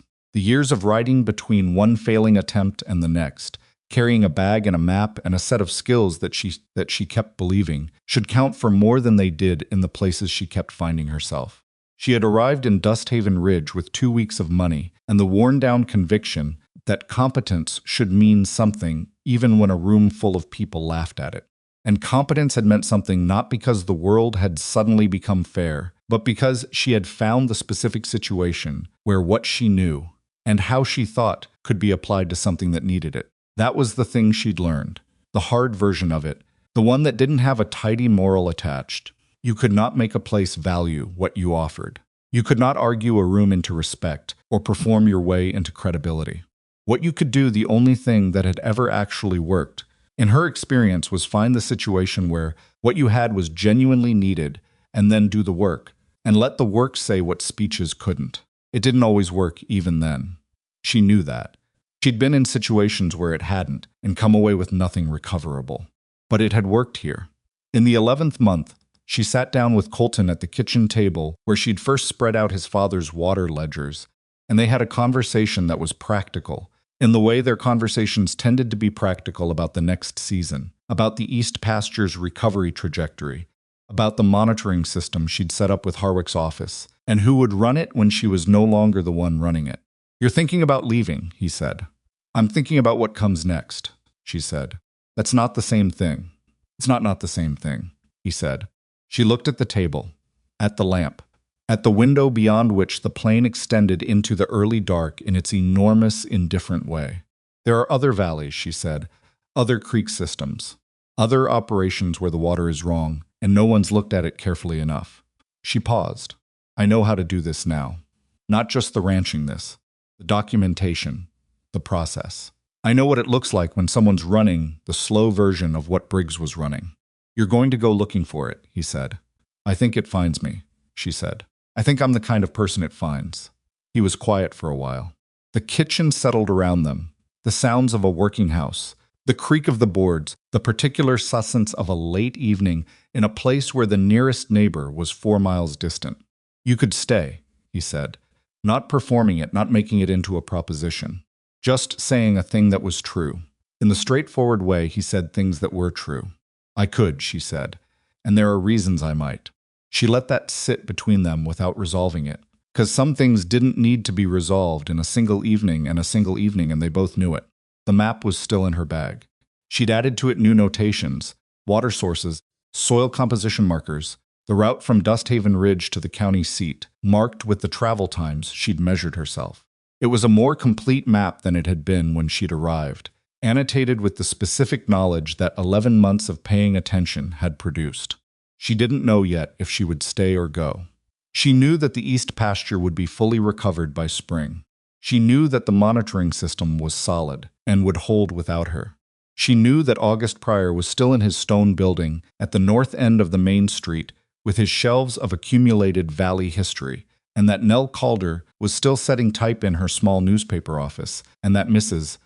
Garth still watched the main street from her front desk with the alert patience of a woman who understood that information was a form of infrastructure. She knew that Pete Alderman had used his settlement money to lease a smaller claim east of Benton Falls and was trying again, which was the kind of thing that made the imperfect outcome feel marginally less imperfect. She knew that Walt Decker's family had made it to Nebraska. She knew that the saloon where she'd picked her scattered belongings off the floor was still the place in Dusthaven Ridge where people gathered, and that her name came up in it, sometimes in a different tone than the one that had been used when she'd first walked through the door. She was not fooled by that. Reputation was not character, and a town's approval was not a measure of anything except what a town currently needed to believe about itself.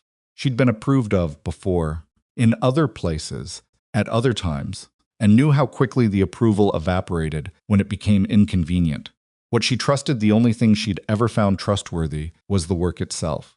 The soil under her hands, and the water in the creek, and the specific weight of a problem that needed the kind of attention she could give it. She had that here. She might have it elsewhere. She folded the map and put it back in her bag, not because she was leaving tonight, but because she was a person who kept her map within reach. She had been that person for as long as she could remember, and she did not expect to change. Outside, the wind came off the plain in its long, uneven rhythm, and the lamp on the kitchen table threw a circle of light that reached exactly as far as it reached, and no further, and inside that circle, Eliza Marlowe sat with the particular steadiness of a woman who had learned not easily, not without cost, not once and for all, but again and again in each new place, that the only direction worth moving was forward, even when forward was unclear, even when the map didn't cover all of the territory, even when the room she was walking into was full of people who had already decided what she was. She had been that woman in the doorway, the one nobody wanted to see coming. She had also been the one they needed. That, she had come to understand, was not a contradiction. It was the whole thing.